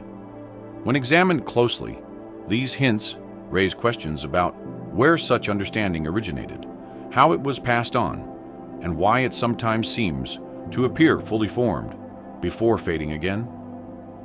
One of the clearest examples involves early awareness of celestial patterns. Many ancient sites contain alignments with the sun or moon, often so precise that they require long-term observation. These alignments appear in structures far older than any written calendar. Simple rings of stones, lines etched into rock, or openings in caves all show careful positioning relative to solstices or moon cycles. To create such alignments, people needed to track the sky for years, perhaps decades. They needed to notice that the sun rises at different points along the horizon throughout the year, and then returns to the same points annually. The ability to track these cycles implies planning, patience, and consistency. Yet, these early observers are assumed to be groups focused mainly on survival, moving frequently and living in small numbers. The knowledge embedded in these alignments feels too organized for such circumstances. Another surprising area involves understanding of seasonal behavior in plants and animals. Some early groups appear to have predicted when specific plants would bloom or when animals would migrate. This knowledge requires repeated observation over long periods. For people assumed to be constantly moving, gathering this level of detail would be difficult. Yet, some archaeological sites show traces of selective harvesting or preparation that align with predictable seasonal events. This suggests ancient humans had stable enough lifestyles to track cycles and pass the information forward. If that is the case, then the traditional view of early humans as primarily opportunistic gatherers becomes too limited. Navigation also presents puzzles. Artifacts found far from their source suggest early people traveled great distances or maintained networks of exchange. To navigate effectively across long distances, people needed an understanding of landmarks, weather patterns, and possibly the positions of celestial bodies. Many cultures later used the stars for navigation, but the idea that this skill began early seems difficult to reconcile with the assumed simplicity of early societies. Yet, some tools and markings hint that people may have followed seasonal star paths or used the horizon to guide movement. These signs are subtle but consistent. They indicate familiarity with the night sky that exceeds what would be expected from people who had no need for long-distance travel. One of the more unusual categories of knowledge involves geometry. In certain regions, ancient communities arranged stones, dwellings, or even small mounds in patterns that reflect geometric thinking. They may not have used formal measurements, but they clearly understood consistent spacing and symmetry. Creating a circle of stones, for example, requires more than placing objects randomly. It requires understanding how to maintain equal distance from a central point. Evidence for such arrangements appears earlier than the timeline comfortably allows. They suggest a familiarity with spatial relationships and planning often attributed to later agricultural societies rather than the earliest groups. There are also hints that early people understood the behavior of sound. At some ancient sites, stone walls or cave formations appear to amplify or focus sound in specific ways. These features might have been discovered accidentally, but in certain locations, the positioning seems intentional. Early groups may have used these acoustic effects for communication or ceremony. Understanding how sound travels requires experimentation. While not advanced science, it reflects curiosity and awareness that does not always appear in the archaeological record. If these early communities paid enough attention to sound to incorporate it into their structures, then their understanding of the environment may have been more sophisticated than assumed. A separate category of knowledge relates to the ability to work with heat. Creating controlled heat for cooking or warmth is simple, but maintaining consistent temperatures for shaping stone or preparing pigments is not. Some early groups produce pigments that remain vibrant thousands of years later. These pigments involve mixtures heated at specific temperatures. Such mixtures require understanding how materials change under heat, even if that understanding was entirely practical rather than theoretical. Producing consistent results implies that the methods were taught deliberately. Yet these practices often appear in early layers and then vanish for long stretches, suggesting knowledge was lost and later rediscovered. The same pattern appears in early examples of storage. Some ancient communities constructed pits or containers that kept food cool, dry, or preserved for long periods. These storage features reflect an understanding of temperature, humidity, and decay. They also show long-term planning. If early people were capable of organizing food storage, it suggests they were thinking ahead in ways that contradict the idea of constant mobility. Such storage often appears much earlier than agriculture, undermining the assumption that food preservation developed only after settled farming. Burial practices also carry signs of unexpected knowledge. In some regions, early burials include pigments, stones, or tools placed in positions that appear symbolic. These arrangements imply belief systems or ideas about death that require conceptual thinking. While belief itself is not technology, the consistency of burial patterns indicates that people were teaching these ideas across generations. The sophistication of some burial traditions challenges assumptions about the cognitive development of early humans. They suggest people may have held social structures or shared values more complex than the timeline predicts. Another surprising area of knowledge involves early water management. In several locations, ancient groups created small channels or barriers to guide water. These systems may not have been large or elaborate, but they demonstrate awareness of hydrology. Understanding how water moves requires observation and planning. Some communities use gravel to improve drainage or place stones to stabilize paths near water sources. These techniques appear before the development of large agricultural societies. Their presence suggests that early humans understood their environment well enough to manipulate it intentionally. Mapping and representation also raise questions.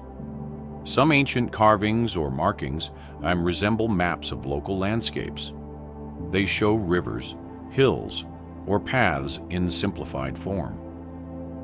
Interpreting these markings is challenging because many are abstract. Yet, some match geographical features closely enough to suggest they were intentional representations. If early people created maps, even simple ones, it implies spatial awareness and memory that exceed expected levels for their era. It also suggests they traveled enough to require representations of the land. Certain groups appear to have understood how to maintain controlled fire for long periods, sometimes even transporting embers from one location to another. Keeping fire alive requires attention and planning. It also requires knowledge of which materials maintain heat best. This practice indicates that early people developed strategies for ensuring warmth and cooking, even when conditions made fire starting difficult. Such strategies align more closely with later techniques than with the unpredictable fire use often attributed to early humans. There are also hints that people understood the movement of water underground. In some ancient settlements, wells appear in locations unlikely to be chosen randomly. These wells seem placed above aquifers or natural channels. While this may reflect trial and error, the frequency with which wells appear in successful locations suggest early people had methods for identifying water sources. This would require observing surface features, soil, moisture, and plant growth patterns, integrating information in ways not typically associated with early groups. Some of the most perplexing examples involve early knowledge of specialized materials. For instance, certain communities use volcanic glass for tools, even when living far from volcanic regions. This implies either long-distance travel or strong networks through which materials were exchanged. But beyond the distance, the knowledge required to identify and value such materials is significant. Volcanic glass has specific properties that make it ideal for cutting. Recognizing these properties requires experimentation or familiarity passed down through generations. Another surprising area involves early knowledge of animals. Some ancient groups appear to have understood not only animal behavior, but also seasonal patterns, migration routes, and population cycles. They may have used this knowledge to predict when herds would appear or where certain species would travel. This type of ecological understanding requires long-term observation and stable living conditions. It suggests an early form of environmental awareness that transcends mere reaction to immediate conditions. In a few rare cases, ancient objects appear with markings that seem to track cycles, such as lunar phases. These markings do not represent formal writing, but they do record patterns. If early humans were tracking cycles intentionally, it implies they noticed repetition over long spans of time. Tracking the moon, for example, requires noting changes night after night. Doing so consistently implies that certain individuals or groups were responsible for observing and teaching these patterns. The ability to record them shows conceptual understanding not commonly attributed to early periods. The ability to predict weather also appears in some traditions. Early communities often show settlement locations based on wind patterns, rainfall, and seasonal changes. Archaeological evidence shows repeated occupation in places protected from storms or flooding. These choices reflect knowledge about climate behavior. While this may seem intuitive, consistent decisions across generations indicate cultural learning rather than isolated guesses. Some legends describe ancestors who understood the sky in remarkable detail. While these stories should not be taken literally, they reflect a cultural memory of close observation. If people spent long nights watching the stars for navigation or ceremony, they could develop sophisticated knowledge through practice. The archaeological record rarely preserves such observation, but myths and alignments give clues that it existed. Across all these examples, the same issue emerges. Early humans demonstrated knowledge that appears too organized, too consistent, or too advanced for the timeline in which it appears. This does not imply lost civilizations or dramatic theories. Instead, It suggests that early knowledge developed unevenly. Some groups achieved insights earlier than others. Some preserved those insights. Others lost them due to population declines, migration, or cultural changes. The knowledge that ancient people shouldn't have had becomes less mysterious when viewed as part of a larger pattern. Human ingenuity has never been linear. It appears, disappears, and reappears. It develops in isolated pockets. It depends on stability, communication, and memory. The anomalies reveal that early humans were capable of much more than the simplified image often presented. Evidence of human knowledge rising earlier than expected naturally brings up another question, one that complicates almost every attempt to build a consistent timeline. If early communities developed insights, skills, and practices that seem ahead of their era, then something must have happened later to interrupt those traditions, not once, but repeatedly. Human history contains long stretches where knowledge appears, flourishes, and then vanishes, leaving later generations without awareness of what their ancestors once understood.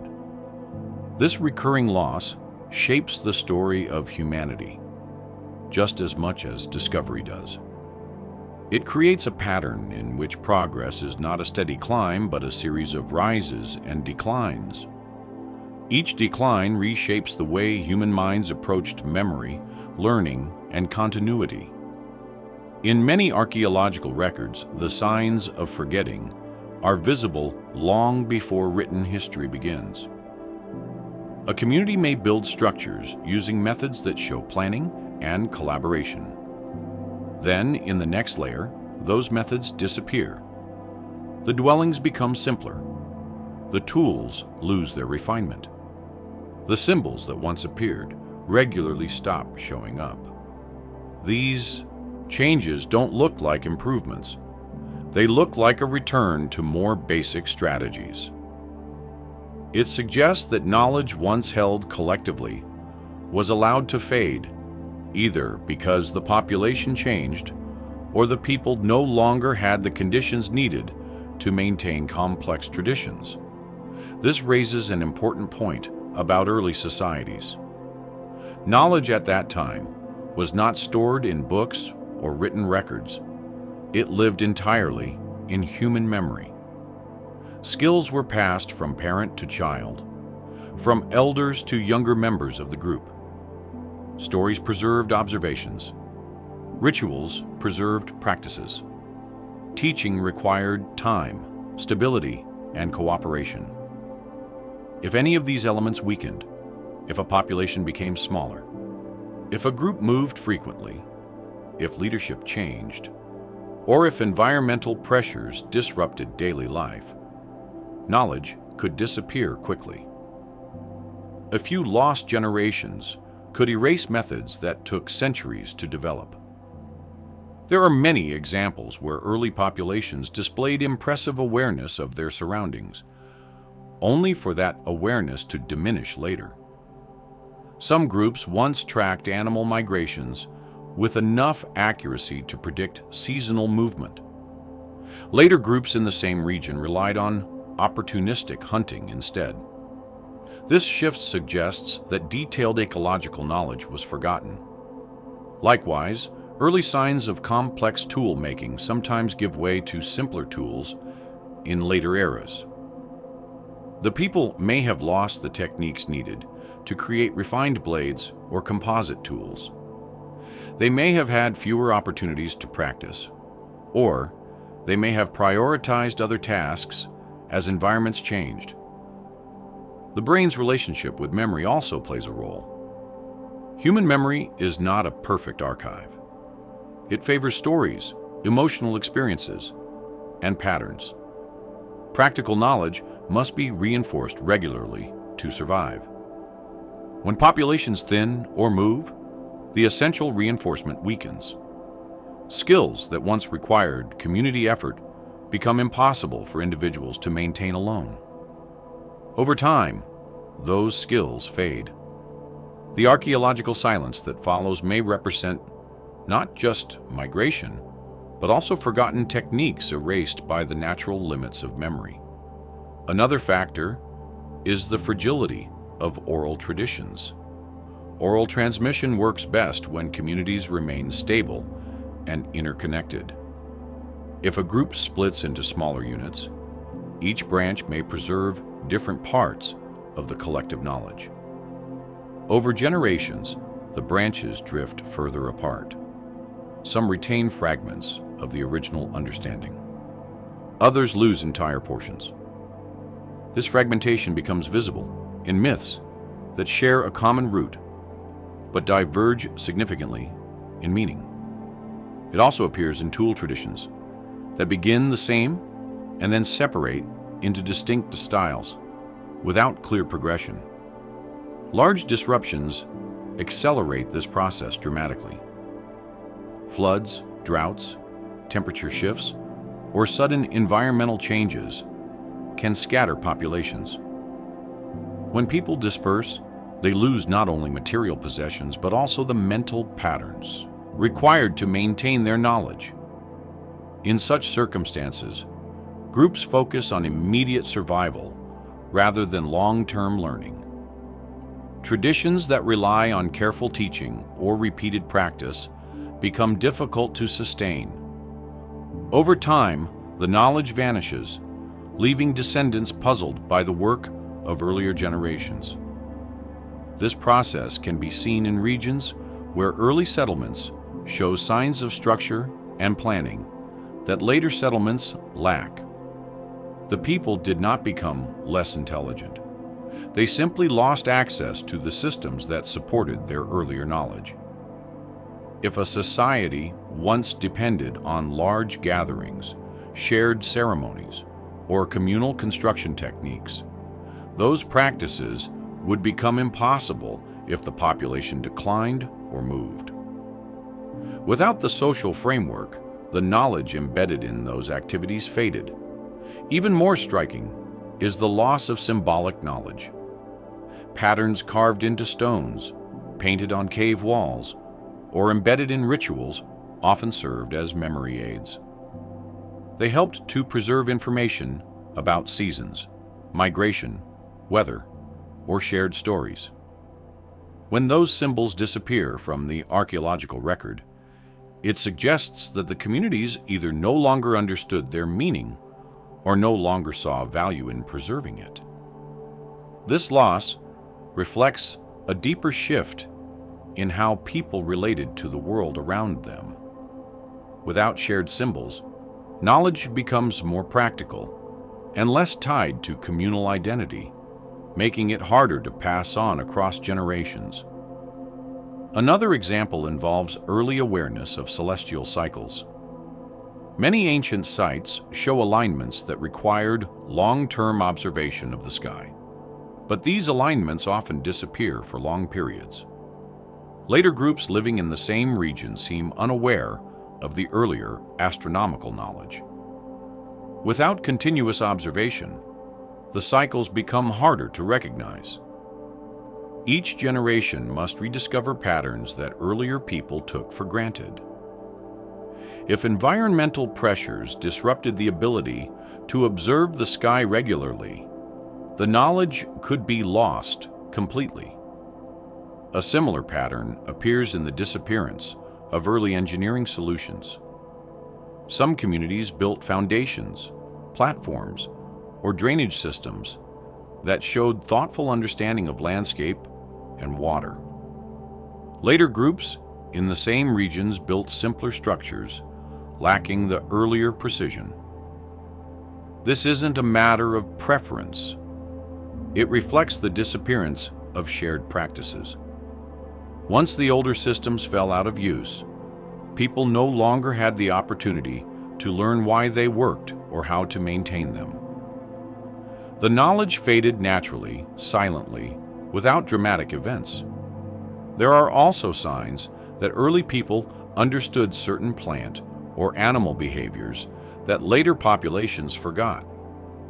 Residue analysis on ancient tools, shows early use of plants that were later ignored for long periods. Some plants may have been used for medicine, others for food processing. The disappearance of these practices suggests that knowledge of the plant's usefulness faded through lack of practice. Similarly, early evidence of cooperative hunting strategies disappears in some regions for long intervals, implying a shift in how people organized themselves or viewed animal behavior. Population fluctuations play a major role in this. When populations grow, knowledge spreads more easily. Specialization becomes possible. People can observe, experiment, and teach. When populations shrink, specialization becomes unsustainable. Everyone must focus on survival, leaving little room for experimentation. The decline in population causes a decline in knowledge, which in turn affects the ability to adapt. Over time, this leads to a cycle where knowledge appears, vanishes, and returns only when conditions stabilize again. Some archaeological patterns show this clearly. A region may experience a period of innovation, marked by new tools, structured dwellings, or organized spaces. Then the record becomes sparse. When it resumes, the new material culture looks unrelated to what came before. This isn't necessarily evidence of a population replacement. It may reflect an internal reset, an era in which knowledge was lost and later rebuilt from simpler foundations. Linguistic evidence supports this idea. Many language families show signs of earlier complexity that later became simplified. Inflections, tones, or grammatical structures may disappear over time as populations fragment or shift.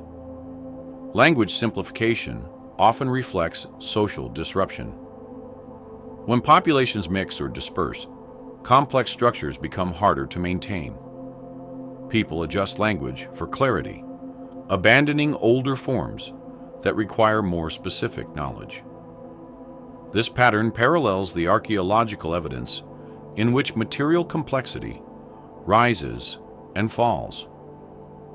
A particularly striking example of forgetting appears in regions where people rediscover the same techniques multiple times.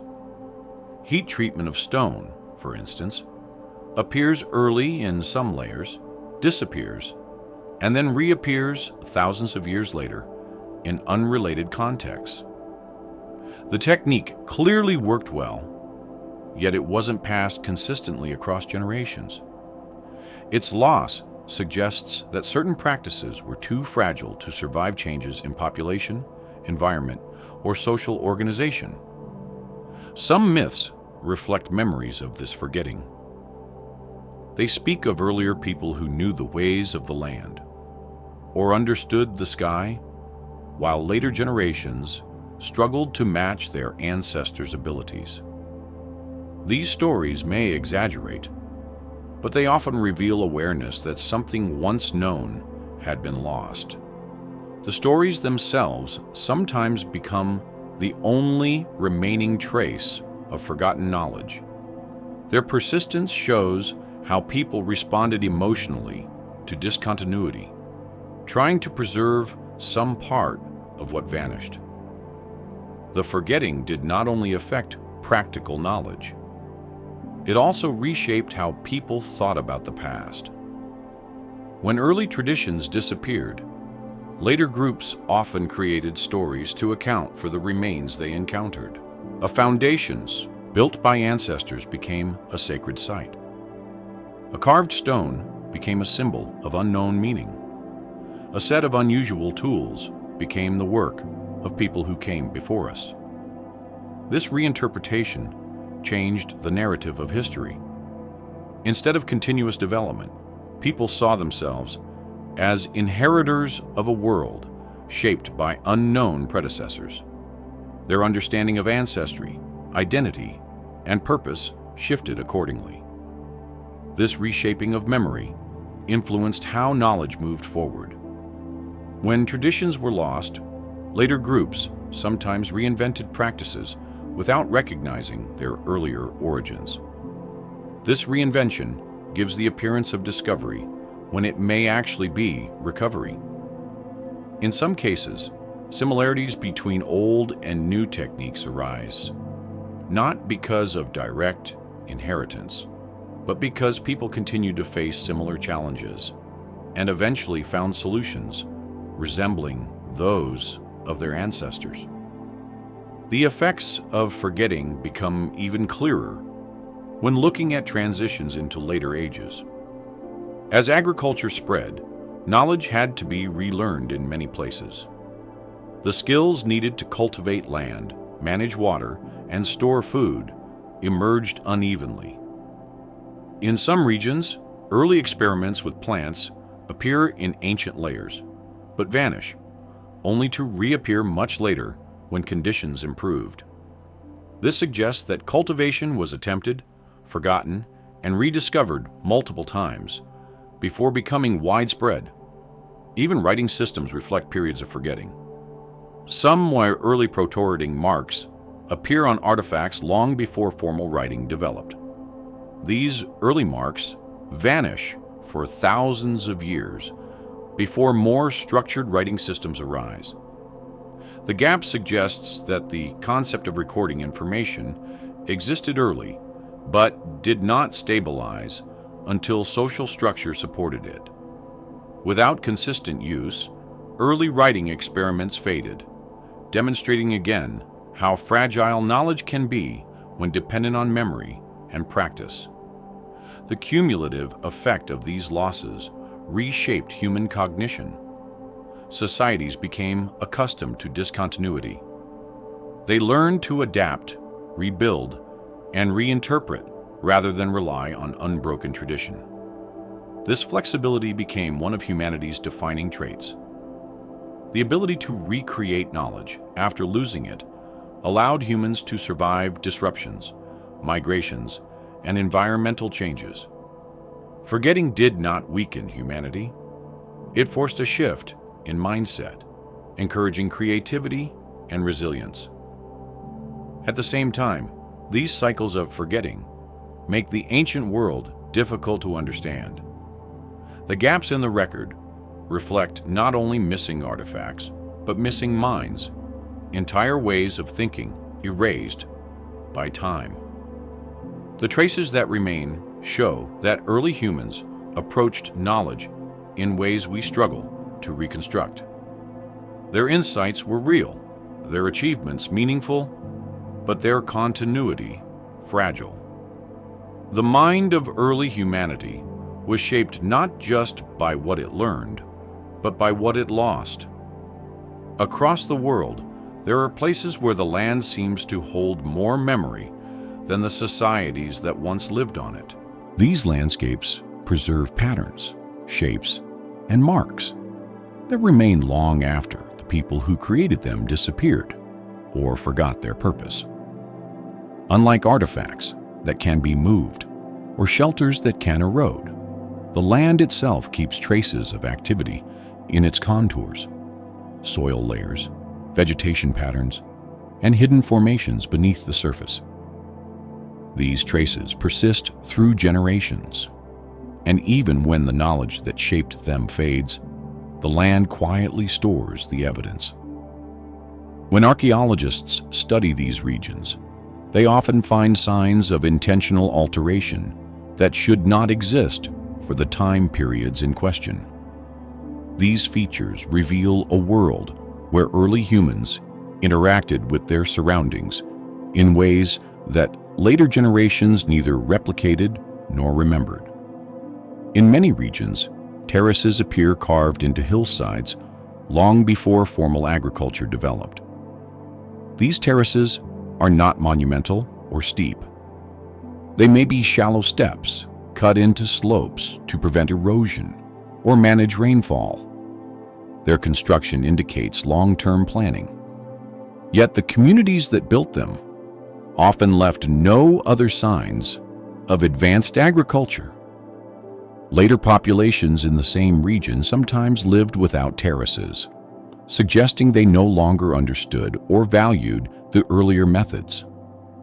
The land remembers the steps, even when the people no longer know why they were made. Other landscapes contain remnants of pathways that stretch across surprising distances. These are not roads in the modern sense, but long, narrow stretches of compacted earth trampled repeatedly over generations. Some paths extend between water sources, high points used for observation, or areas rich in food resources. Their consistency shows they were used intentionally. Over time, the paths remain faint, but still visible. Later, inhabitants may walk the same routes without knowing that others established them thousands of years earlier. The continuity of use hides the discontinuity of knowledge. In some valleys, the distribution of vegetation hints at past human influence. Certain plants appear in clusters without natural explanation. Their presence suggests earlier communities encourage their growth or use small-scale methods to manage the environment. These clusters might follow patterns that make harvesting easier or outline areas where people once gathered specific resources. When the communities left or forgot their practices, the plants continued growing, creating patches that reveal choices made long before the reasons were lost. Rivers also hold traces of forgotten interactions. Natural watercourses shift gradually over time, but some rivers show signs of artificial redirection. Subtle curves or straightened sections appear in places where the soil composition demonstrates human influence. These alterations do not match large-scale engineering. They look more like small adjustments made to stabilize banks, manage seasonal flooding, or improve access to certain areas. Even after the human presence disappears, the shape of the river continues to follow the earlier modifications, reflecting decisions no one remembers making. Coastal landscapes offer another type of memory. Many shorelines contain underwater formations that resemble former settlements, paths, or gathering areas. These locations were once dry land before sea levels rose. What remains on the seafloor suggests communities lived there long enough to leave lasting marks, stone arrangements, fire pits, and leveled surfaces. The rising water preserved the land's memory, but erased the direct human connection. Later generations living inland may have myths about lands swallowed by the sea, but they rarely retain the specific knowledge needed to identify the submerged sites. Underground features add further complexity. Caves often contain soot layers, hearth remains, or marks where people carved, scraped, or leaned objects repeatedly against the walls. Some caves show signs of long-term occupation, followed by long periods of abandonment. These pauses reflect shifts in human movement or changes in climate. When people return generations later, they may not have known who used the caves before them, or why certain marks existed. The cave retains the sequence, even when memory does not. Ancient lake beds provide another form of landscape memory. In dry regions, old lake beds reveal patterns of human activity that predate the disappearance of the water. Footprints, tool fragments, and fire pits indicate gathering places or seasonal camps.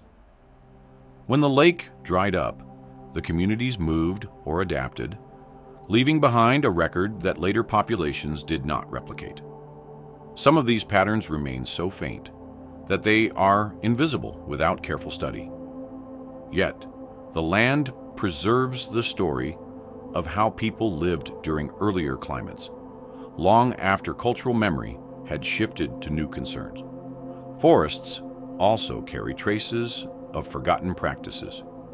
In certain areas, the spacing of trees reflects earlier human cultivation, even if the trees themselves grew long after the people left. Some forests contain plants that thrive only because humans once managed them, burned competing vegetation, or used selective harvesting. These patterns can persist for centuries, giving the forest a structure that differs from truly wild ecosystems. The people who later lived near these forests may not realize that the vegetation pattern reflects choices made by ancestors whose methods disappeared over time. Rock formations tell similar stories. Some regions contain stones, arranged in ways that look natural until studied closely. These stones might form slight alignments or boundaries that once marked gathering areas or hunting pathways. Their placement is intentional enough to stand out, but subtle enough to be overlooked by later inhabitants. As generations pass, the significance disappears, leaving the stones as quiet indicators of human presence that no longer exists in memory. Soil layers hold memories as well. Repeated occupation compacts soil, changes its chemical composition, and alters its color.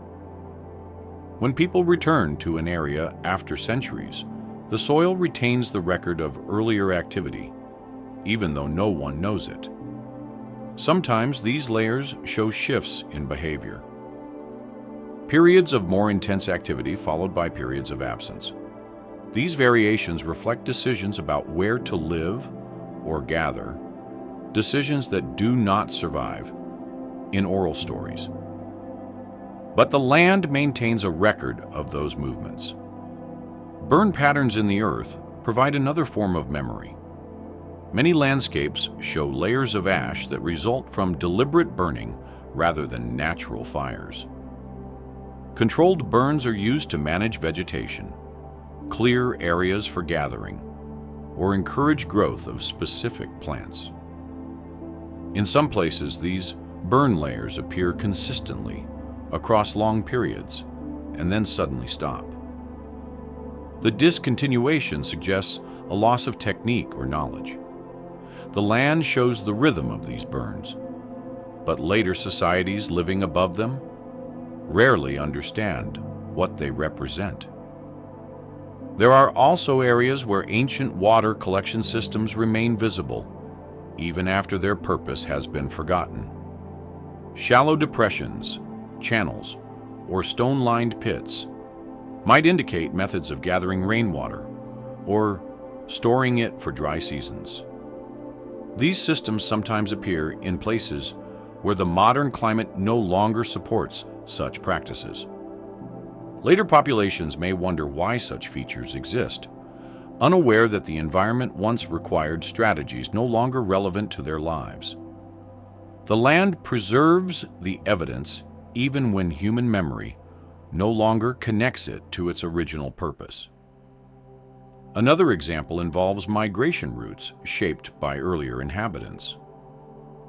Some wildlife paths follow ancient human routes, creating corridors that persist through centuries. Animals choose these paths because they offer easier movement through the terrain, unaware that humans once cleared them or used them for seasonal travel. When archaeologists trace these routes backward, they find signs of earlier human presence. Later people living near these areas often use different routes, leaving the older paths as relics known only to the landscape. In certain regions, ancient quarries reveal knowledge that vanished long before later communities developed their own resource extraction techniques. Early people removed stone in systematic ways, leaving cut faces and remnants that show understanding of material properties. These quarries sometimes appear abandoned, long before geological conditions changed or new technologies emerged. The abandonment suggests not a shift in resource availability, but a loss of knowledge. or a change in priorities. Later groups often stumbled upon these quarries without understanding who created them or how the techniques were developed. Some landscapes display signs of long-term habitation without corresponding cultural memory. Mittens, large deposits of shells, bones, and other refuse accumulate over centuries of repeated activity. These piles grow slowly and reveal patterns of diet, social structure, and daily habit. When they stop accumulating, it suggests people moved or changed their lifestyles abruptly. But the memory of the midden builders rarely survives. Later communities might settle nearby without knowing that generations lived and ate in the same spot long before them. Agricultural landscapes offer another window into forgotten knowledge. In some regions, ancient field systems remain faintly visible as lines in the earth or subtle variations in soil color. These fields reflect early experiments with cultivation, even if the crops themselves no longer exist. Later inhabitants may never attempt farming in the same location, leaving the faint field lines as the only indicator of an early agricultural phase that was forgotten when conditions changed. River deltas store especially complex memories. Layers of silt contain pollen, seeds, and chemical traces of human activity, showing shifts in behavior over time. These layers might reveal periods when communities harvested specific plants, built temporary structures, or processed materials. When these practices disappear, the delta records the absence, even when no story survives to explain it. Mountains also provide clues. In some mountainous regions, ancient shelters appear in high altitudes where later populations never lived. These shelters show signs of repeated occupation, suggesting that early people ventured into these areas for reasons now unknown. Later inhabitants of the region may have no memory of such use, leaving the shelters as isolated traces of forgotten behavior. Some landscapes contain ancient markers that track celestial events. These markers may involve small stone positions or narrow openings that align with sunrise on specific days. While these features can seem insignificant, they demonstrate long-term observation. When later populations live in the same region without tracking the sky, the markers become mysterious. The land retains the astronomical memory, even when cultural knowledge of the sky fades. In rare cases, landscapes contain evidence of environmental manipulation that challenges expectations. Small dams, controlled burns, tree cultivation, and soil enrichment suggest deliberate shaping of the environment. These practices indicate early ecological understanding. When such practices disappear, the land still bears the marks, silently recording choices made long before modern science recognized them. All of these examples share a common theme.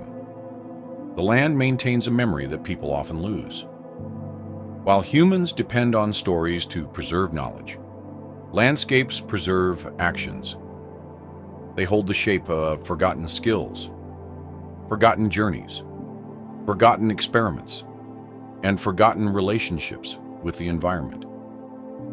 When later cultures encounter these landscapes, they see only the surface, unaware of the deeper patterns below. These forgotten traces highlight the unevenness of human development. Knowledge appears, influences the land, and then disappears, leaving only subtle marks. The land becomes a witness to the cycles of learning and forgetting, providing evidence that human history is far more complex than a simple progression. For certain stretches of ancient history, the most striking feature isn't what people built or how they lived. It's how abruptly their eras came to a close. These endings don't follow the pattern we associate with the major collapses. There are no layers of ash, no signs of war, no widespread famine indicators, no mass graves, and no evidence of sudden environmental disaster. Instead, these eras fade gently but completely, leaving abandoned sites, unfinished structures, scattered tools, and empty regions that remain unoccupied for generations. The absence of a clear cause turns these endings into one of the most persistent puzzles in the study of the ancient world. To understand the magnitude of this problem, imagine an early community that flourished for centuries. The archaeological layers show stability. People made tools with consistent methods, built dwellings and familiar patterns, produced art or symbolic markings, and interacted with their environment in ways that suggest confidence and routine. Then suddenly all signs of activity stop. The next layer reveals emptiness. No transition layer appears. No evidence that people migrated gradually. No indication that they were pushed out. It is as though the entire community decided at nearly the same moment to leave without recording where they went or why. These endings occur across continents. They appear in highlands, river valleys, deserts, coastlines, and forested regions. The pattern is not confined to a single culture or climate. It repeats in places that had no contact with each other. What makes the phenomenon even more perplexing is that these eras often end during periods when environmental conditions were stable or even improving. If anything, the climate should have supported continued growth. Instead, the archaeological records show silence. One example appears in regions where early communities built stable dwellings, arranged in organized patterns. These structures were used for generations. Some show repairs, expansions, and improvements over time. Then abruptly, construction halts. Tools remain in place, as if workers intended to return. Hearths contain ash from incomplete fires. Storage pits hold food that was never retrieved. Yet no signs suggest panic or destruction. Everything simply stops. Later populations sometimes settle nearby, but they never rebuild the earlier structures or continue the earlier traditions. They act as though they have no connection to the people who once lived there. Another case involves regions where early agriculture appeared earlier than expected. These communities experimented with plant cultivation, irrigation, or controlled burning. Archaeologists see the early stages of farming developing slowly, demonstrating growing familiarity with the environment. Then, without warning, the evidence of cultivation disappears. The land returns to a more natural state. The tools associated with farming vanish. Later populations reintroduce cane cultivation much later, with no sign that they inherited the earlier knowledge. This suggests the end of an agricultural phase that was entirely forgotten, not simply abandoned temporarily. There are places where early groups develop distinctive artistic traditions. Cave paintings, carvings, figurines, and decorative patterns appear in consistent forms across centuries. Each generation maintains the tradition, adding new variations that reflect subtle changes in style. Then the tradition ends. Later communities create entirely different art, with no apparent influence from the earlier style. This suggests a discontinuity in cultural identity, as if the memory of the earlier tradition vanished, along with the people who practiced it. In some regions, trade networks formed earlier than expected. Materials from distant areas appear in early layers. Shells from coastal zones found in inland settlements, exotic stones appearing far from their sources, pigments traveling across mountains. The presence of these materials indicates widespread interaction. But these networks dissolve abruptly. Trade materials disappear. Settlements become more isolated. Later populations rely on local resources only. The loss of long-distance networks implies a major social change, yet the reason remains unclear. Another striking example involves the design of early shelters. In certain regions, early communities built dwellings using complex methods, interlocking stones, wooden supports arranged in specific patterns, or floors stabilized with layers of earth and organic material. These methods reflect accumulated skill. But after the abrupt ending of the era, later groups built much simpler shelters, lacking the earlier refinement. This backward shift suggests the earlier knowledge was not passed forward, reinforcing the idea of a sudden cultural break.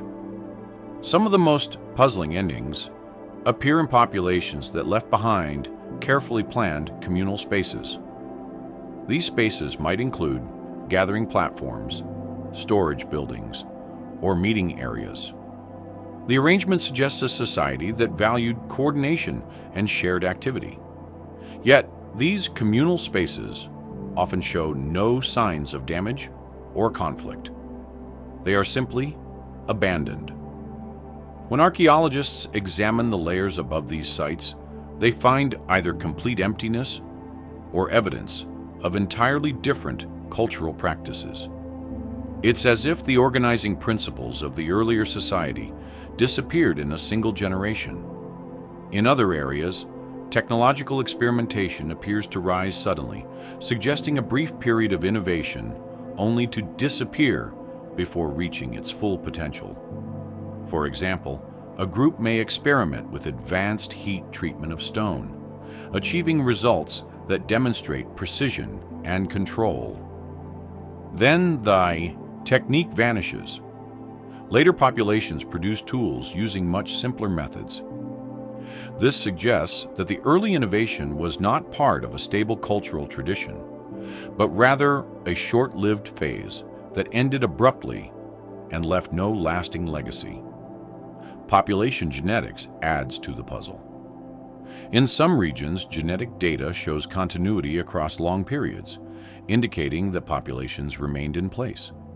Yet, the archaeological record shows abrupt cultural endings. This suggests that the people did not disappear, but their traditions did. Something changed in their mindset, organization, or behavior that caused them to abandon earlier practices. Understanding what could lead to such shifts requires looking beyond environmental explanations. Environmental factors, while always relevant, do not fully explain these endings. Some regions experience stable climates throughout the silent intervals. Others show minor fluctuations that early populations had already adapted to before. If climate caused these collapses, we would expect signs of stress, malnutrition, reduced population, or desperate attempts to adapt. Instead, the record often shows a sudden stop, without proceeding struggle. This indicates that the cause might not be environmental at all, or that the environmental factor left no obvious trace. Social explanations also fall short. If conflict caused these endings, weapons or defensive structures should appear. If disease caused the decline, mass graves or biological markers might be expected. Neither appears consistently. The archaeological record rarely shows evidence of violence or health crisis during these abrupt endings. In many cases, the sites look untouched. People simply walked away. One possibility involves internal social restructuring. Early groups relied heavily on shared knowledge and communal cooperation. If a key individual died without passing on essential knowledge, or if a shift in leadership disrupted traditional teaching practices, the society could lose the capacity to maintain earlier systems. Without written records, knowledge held by a few individuals becomes vulnerable. But for such an event to reshape entire regions, it would need to occur across multiple communities, simultaneously or within societies facing similar pressures. Another possibility involves changes in mobility. Early groups often shifted between settled and mobile lifestyles, depending on environmental conditions. If a population returned to nomadism, it might leave behind settlements that once reflected stability. Over generations, as people moved more frequently, they might forget earlier building techniques. Their focus would shift towards survival strategies that did not require permanent structures. This could lead to the abandonment of entire villages without conflict or disaster. There are also cases where ideological changes may have played a role. Early symbolic traditions sometimes disappear abruptly, indicating a shift in worldview. If a society changed its beliefs, practices tied to those beliefs might be discarded. This could include settlement patterns, burial arrangements, or artistic traditions. Such shifts may not leave clear material evidence, but they could drastically reshape how people lived. Some researchers propose that memories of earlier eras may have persisted in myths, even when material practices vanished. Stories about lost ages, forgotten peoples, or dramatic transformations may reflect real shifts in cultural identity. These stories preserved orally show that people were aware that their ancestors lived differently, even if they no longer understood how or why. The absence of material continuity strengthens the idea that the era ended psychologically as well as physically. Another interesting pattern appears in regions where the environment changed slowly but not catastrophically. Small shifts in rainfall, temperature, or vegetation may have altered resource availability enough to disrupt traditional practices without causing immediate crisis. If a community depended heavily on a specific resource that became less reliable, they might abandon their settlement and move elsewhere. The shift could occur quietly, leaving little trace. Over time, the original settlement might fall into disuse, ending the era without dramatic evidence. There are even cases where early engineering projects suggest significant investment in the landscape, only for these projects to be left unfinished. Channels, terraces, or foundations appear partially completed, then abruptly abandoned. This indicates a collective decision to stop work. The absence of signs of urgency suggests the decision was not forced. Instead, something altered the community's motivation or priorities in a way that archaeology cannot easily capture. Animal remains add another dimension. In some areas, early communities relied on specific species for food or tools. Suddenly, the presence of those species in human layers stops. This could indicate changes in hunting strategies, migrations of the animals, or shifts in diet. Yet, these changes do not always align with environmental shifts. Instead, they may reflect cultural decisions, choices that caused the era to end without external causes. Some endings appear to be the result of gradual population decline. Over time, fewer people occupied the settlement until eventually the community became too small to sustain its traditions. When the last few individuals left, the era ended quietly. But for an entire region to exhibit this pattern, similar pressures must have affected multiple communities. Understanding those pressures remains a challenge, as the archaeological record often lacks the fine detail needed to identify them. Even in cases where material culture changes dramatically, genetic continuity suggests that the people themselves remained. This means the end of the era reflects an internal transformation. It may have involved shifts in social structure, intermarriage with neighboring groups, or changes in child-rearing practices that altered how knowledge was transmitted. These subtle cultural shifts rarely leave physical traces, yet they can erase entire traditions within a few generations. One of the most thought-provoking aspects of these unexplained endings is their recurrence. They do not represent isolated incidents. They happen repeatedly throughout prehistory.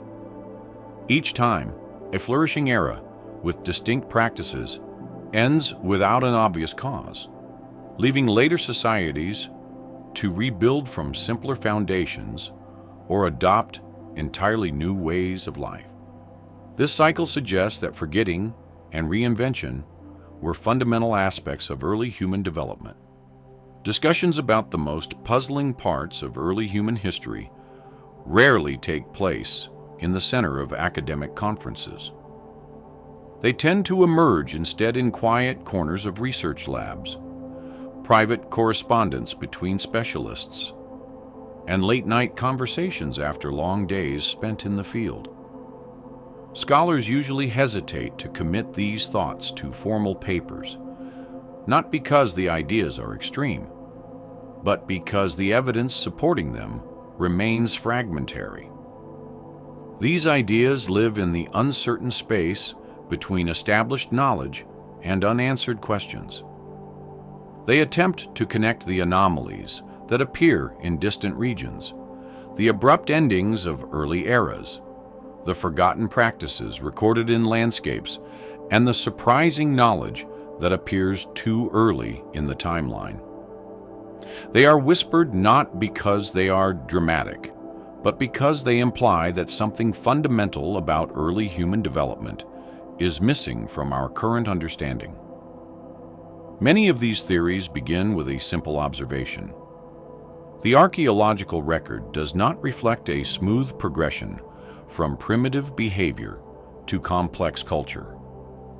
Instead, it presents a pattern of sudden beginnings, unexpected advancements, unexplained disappearances, and long periods of silence. Scholars who study these irregularities often wonder whether early humanity experienced cycles of learning and forgetting more frequently than once assumed. The idea is not that great civilizations rose and fell in total secrecy, but that early societies repeatedly reached levels of cultural complexity that left behind only faint traces. These cycles might have occurred long before writing developed, which means the memory of them would vanish easily. One suggestion involves the possibility that knowledge in early human societies was more widely shared than the archaeological record implies. Instead of relying solely on material evidence, this view considers how quickly ideas could spread through networks of small groups. If early communities interacted across long distances, even sporadically, they could exchange insights without leaving behind durable artifacts. In this model, knowledge becomes more fluid than objects. It travels through conversation, observation, and imitation. When conditions changed, the networks dissolved, and the ideas disappeared with them. This theory attempts to explain why some techniques appear fully formed, then vanish entirely, only to reappear thousands of years later. Another theory focuses on population size. Early human populations were often small and widely dispersed. When populations shrink, cultural knowledge becomes fragile. Scholars sometimes suggest that certain bursts of innovation might have occurred in groups too small to preserve those innovations once their numbers declined. The idea here is that small populations can produce significant breakthroughs, but lack the resilience to maintain them. When the group disperses or diminishes, the knowledge disappears, leaving behind only fragments in the archaeological record. This theory aligned with genetic evidence showing dramatic fluctuations in population size throughout prehistory. Some researchers explore the possibility that early humans possessed modes of teaching or communal memory that differ significantly from those used later. If early knowledge relied heavily on symbolic practices, songs, patterns, ceremonies, then losing a single ritual or abandoning a location associated with teaching could lead to rapid forgetting. This view suggests that ancient knowledge was embedded in social practices rather than individual learning. When those practices changed, the knowledge dissolved. While this idea is difficult to test, it explains why some complex skills appear abruptly and fade just as abruptly. Another line of thought suggests that early humans may have been more observant and attuned to environmental patterns than later societies. Without modern distractions, early people may have spent long periods watching the sky, tracking animals, or monitoring seasonal cycles. This intense observation could lead to insights that appear advanced when viewed through modern expectations. If these insights depended on environmental conditions that no longer exist, later societies might not replicate them easily. This perspective reframes early anomalies as products of deep attentiveness rather than unexplained intelligence. A more unconventional theory proposes that early cultures maintained broader social connections than currently recognized. This doesn't imply advanced transportation, but rather periodic gatherings or seasonal convergence points where groups exchange knowledge. These gatherings could spread ideas widely without creating material evidence. Once population movement shifted, these gatherings ended, leaving no clear trace. Such a model could explain why similar techniques or symbols appear across distant regions within similar timeframes. The knowledge may have spread through human networks that archaeology struggles to reconstruct. Some scholars consider the role of environmental stability. Periods of stable climate might have allowed early populations to settle longer, observe more, and refine knowledge. When stability broke down, these populations dispersed and lost the conditions that supported learning. In this model, knowledge development depends heavily on long, uninterrupted spans of predictability.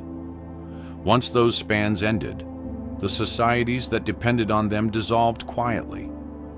This theory fits regions where the archaeological record shows sudden endings during periods of subtle environmental change rather than catastrophic events. There are also theories focusing on cognitive development. These ideas suggest that early humans may have had mental capacities that express differently from modern cognition. This does not imply superiority or inferiority, but differences in how memory, attention, and observation were prioritized. Some anthropologists speculate that early human minds may have been especially skilled at noticing natural patterns or interpreting subtle cues in the landscape. As societies grew more complex, attention shifted toward new priorities, altering the way knowledge was perceived and preserved. This slow shift in cognitive emphasis might explain why certain types of early knowledge seem surprisingly refined, yet fail to persist. A related idea involves the concept of knowledge loss as an evolutionary strategy. In some models, forgetting unnecessary information helps species adapt by freeing cognitive resources. If early humans relied on flexible behavior rather than long-term planning, they may have discarded knowledge that no longer served immediate needs. This could result in abrupt endings to certain traditions without any external cause. While speculative, the theory recognizes that forgetting is an active part of cognition rather than a passive failure. Another group of scholars explores the possibility that early humans experienced social restructurings that archaeology cannot easily detect.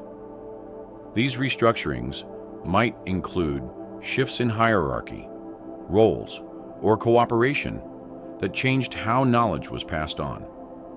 For example, a leader who emphasized certain practices could influence an entire community. If that leadership changed, core practices might disappear quickly. Without written records, such social transformations appear only indirectly through the material records gaps. Some theories revolve around the idea of selective memory within communities. Early humans may have chosen to preserve certain practices while discarding others deliberately. Cultural choices, rather than loss, could explain why some symbolic traditions persist while technical knowledge fades. Communities may have prioritized identity-building practices over more practical ones, leading to the survival of myths, but not methods. This interpretation reframes forgetting as a cultural choice rather than an unavoidable consequence of disruption. A few researchers explore the possibility of external influences, though not in the sensational ways often portrayed in popular culture. Instead, these theories examine how interactions with migrating groups or neighboring populations might have introduced new ideas temporarily. These ideas could spark innovations that disappear when the interactions end. The neighboring group may not have settled permanently, leaving limited archaeological evidence of their presence. This framework explains how certain knowledge appears abruptly, without requiring large-scale migration or dramatic cultural replacement. Some of the more controversial theories ask whether we misunderstand the scale of early human mobility. If people traveled farther or more frequently than expected, they could have exchanged knowledge widely without leaving dense settlement patterns. Long distance travel does not always produce significant artifacts. A group passing through a region may leave only faint traces. If early humans were more mobile than assumed, they could have created networks of knowledge that archaeology struggles to detect. There are also hypotheses involving psychological responses to environmental change. When landscapes altered slowly, early humans may have interpreted these changes symbolically rather than practically. These interpretations could influence behavior in ways that do not leave material evidence. For example, a slight shift in river patterns might lead communities to relocate for reasons tied to belief rather than survival. The relocation would end an era without leaving signs of stress, creating the appearance of an unexplained disappearance. Some researchers examine how early humans managed risk. In unpredictable environments, societies may adopt strategies that prioritize flexibility. If an era's methods made sense only under stable conditions, a shift in risk perception could cause people to abandon them suddenly. This could explain why complex practices sometimes end without clear external pressure. The decision to stop may have been rooted in a change in perceived danger, not actual danger. Another idea explores how early people responded to generational turnover. If each generation modified traditions based on immediate needs, long-term continuity would be fragile. The cumulative effect of small changes might eventually lead to the disappearance of entire practices. This gradual erosion of knowledge could create abrupt endings in the archaeological record, even if the change felt natural to those living through it. There are even theories involving the role of luck. Some breakthroughs may have been the result of chance, an unusually skilled individual, an exceptionally stable local environment, or a rare combination of resources. When the circumstances changed, the knowledge could disappear simply because it had never been widely distributed. While not a satisfying explanation on its own, chance may contribute to the unevenness of early development. Most of these theories share one underlying theme. The archaeological record captures only the material residue of human activity, not the cognitive, social, or emotional forces that shaped it. Early humans lived in a world where knowledge depended on memory, cooperation, and continuity, all of which can fail quietly.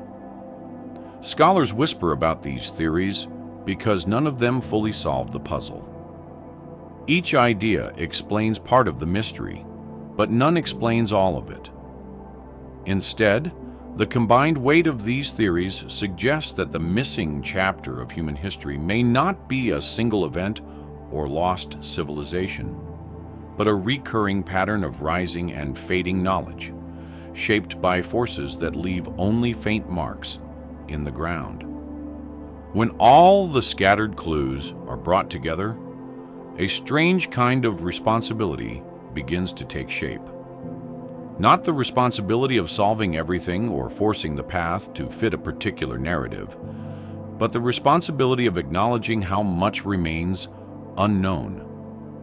As each unexplained pattern accumulates, abrupt endings, forgotten techniques, vanished eras, myths that echo environments long gone, landscapes that preserve traces people no longer understand, the collective weight forms a question that does not belong to archaeologists alone. It belongs to anyone trying to understand how humans became what they are. The missing pieces of early history do not just describe a distant world. They influence how we interpret our origins, our development, and the fragile line connecting one generation to the next. Modern perspectives often assume progress is steady, that knowledge grows consistently, and that societies move logically from simpler forms to more complex ones. But the evidence from deep prehistory complicates that assumption. The patterns reveal a much more dynamic story. Human development appears to have unfolded in waves, expanding, contracting, rising, falling, and changing direction without clear causes. Knowledge appears abruptly, disappears, returns in different forms, and sometimes leaves landscapes shaped in ways that later populations cannot interpret. This uneven trajectory suggests that humanity itself may have been shaped as much by forgetting as by learning. That realization places modern observers in an uncomfortable but revealing position. Instead of looking back at a clean, connected lineage of ideas, we face a fractured map broken by silence. The gaps raise questions about what it means to inherit the past when much of it did not survive. The mystery does not point toward a hidden civilization or a single event that wiped everything away. Instead, it reveals the fragility of memory, the vulnerability of knowledge, and the immense challenge of maintaining continuity across thousands of years without written records. This fragility brings forward a second realization. The resilience of early humans was not based solely on what they preserved, but also on what they rebuilt after forgetting. Many of the innovations we credit to later periods, agriculture, tool specialization, environmental management, tracking of celestial cycles, show faint traces in much earlier eras. The early attempts did not last, but they created patterns that re-emerge later when conditions allowed. This suggests that the potential for these developments always existed.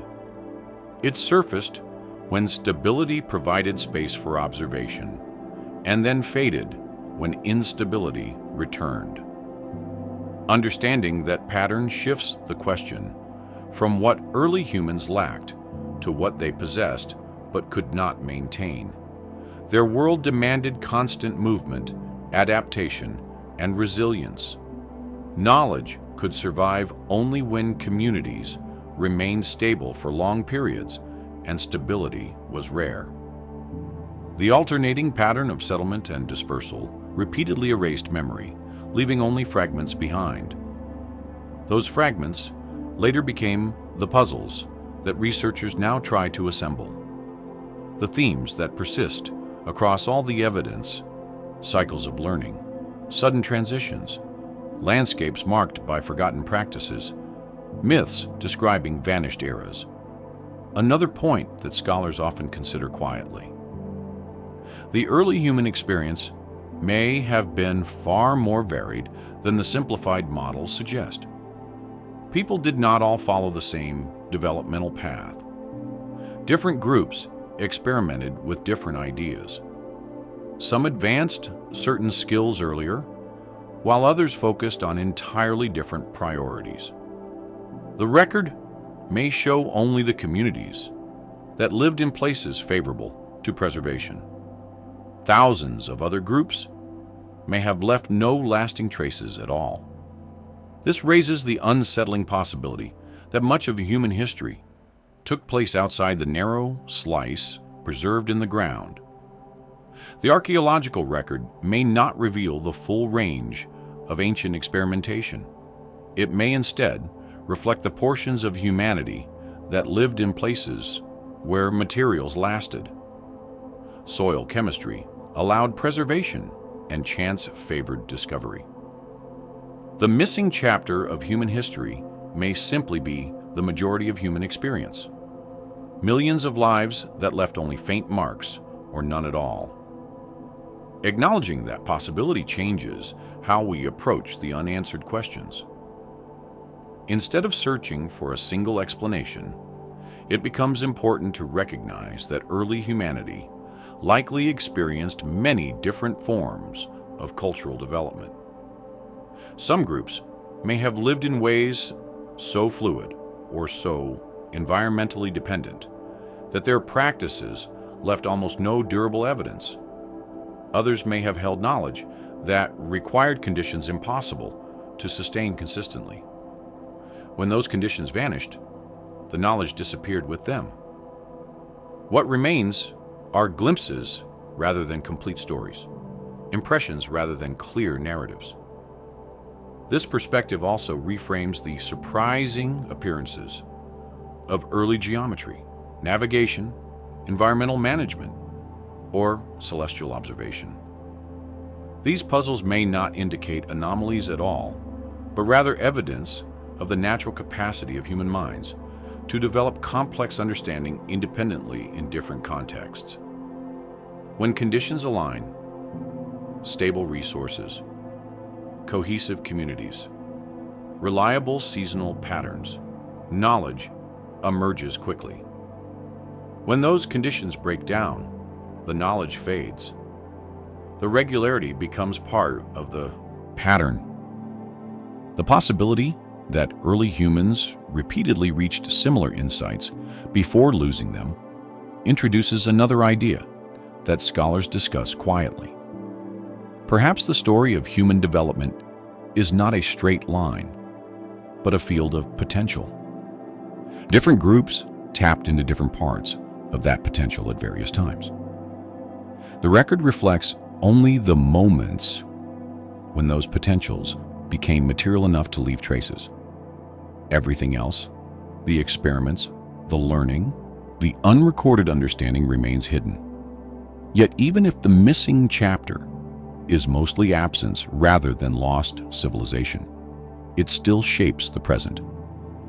It reminds us that human knowledge can vanish unexpectedly. It shows that cultural continuity is fragile. It demonstrates that learning requires not only intelligence, but also stability, cooperation, and memory. It suggests that societies today are not immune to the forces that shaped the past. Knowledge remains dependent on the same variables it always has: stability, communication, shared purpose, and the ability to pass information forward reliably. Another part of the mystery concerns how humans interpret the past. Archaeological evidence often tells us what people did, but not why they did it. Motive, belief, fear, ambition, identity. These forces leave far fewer traces than tools or bones. Yet they shaped behavior just as strongly in ancient times as they do now. When an era ends abruptly, the physical evidence might not show the mental or emotional changes that triggered the transition. A shift in worldview, a change in leadership, or a new interpretation of the environment could cause entire practices to be abandoned without leaving clear material signals. This limitation forces researchers to acknowledge that the missing chapter may contain more emotional and cognitive history than physical evidence. Another quiet discussion among scholars concerns the longevity of oral memory. Some oral traditions preserve details about landscapes that disappeared thousands of years ago. Others describe migrations that align with genetic data. Some reflect ecological knowledge that matches paleoclimate reconstructions.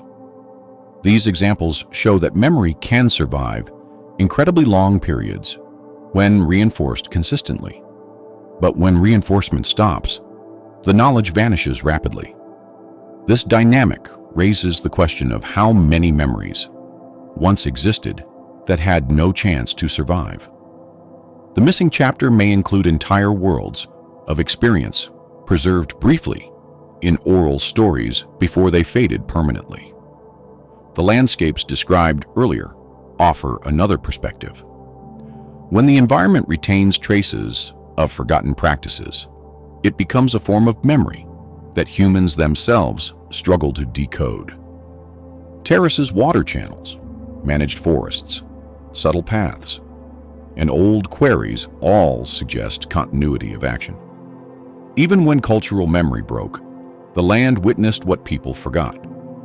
This duality, material persistence combined with mental fragility, highlights how difficult it is to reconstruct ancient history accurately.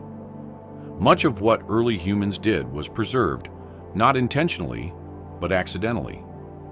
Much of what they wanted to remember has been lost. This disconnect between material and mental memory leads to yet another quiet theory. The ancient world may have been filled with stories and explanations that would contextualize the archaeological record if we still had them. But because those stories existed only in spoken form, they disappeared during periods of population decline, migration, or cultural disruption. The missing chapter may be less about lost achievements and more about lost explanations. Without those explanations, even simple practices appear mysterious. When scholars piece together the evidence, they face the ongoing challenge of interpretation. Every artifact is incomplete. Every layer is fragmentary. The record is rich, but selective. Understanding why knowledge rose, fell, and reappeared requires imagination tempered by restraint. It requires acknowledging the limits of material evidence while recognizing the complexity of human behavior. It requires holding space for uncertainty while still attempting to map the broader pattern. That broader pattern does not describe a hidden civilization or a singular missing era.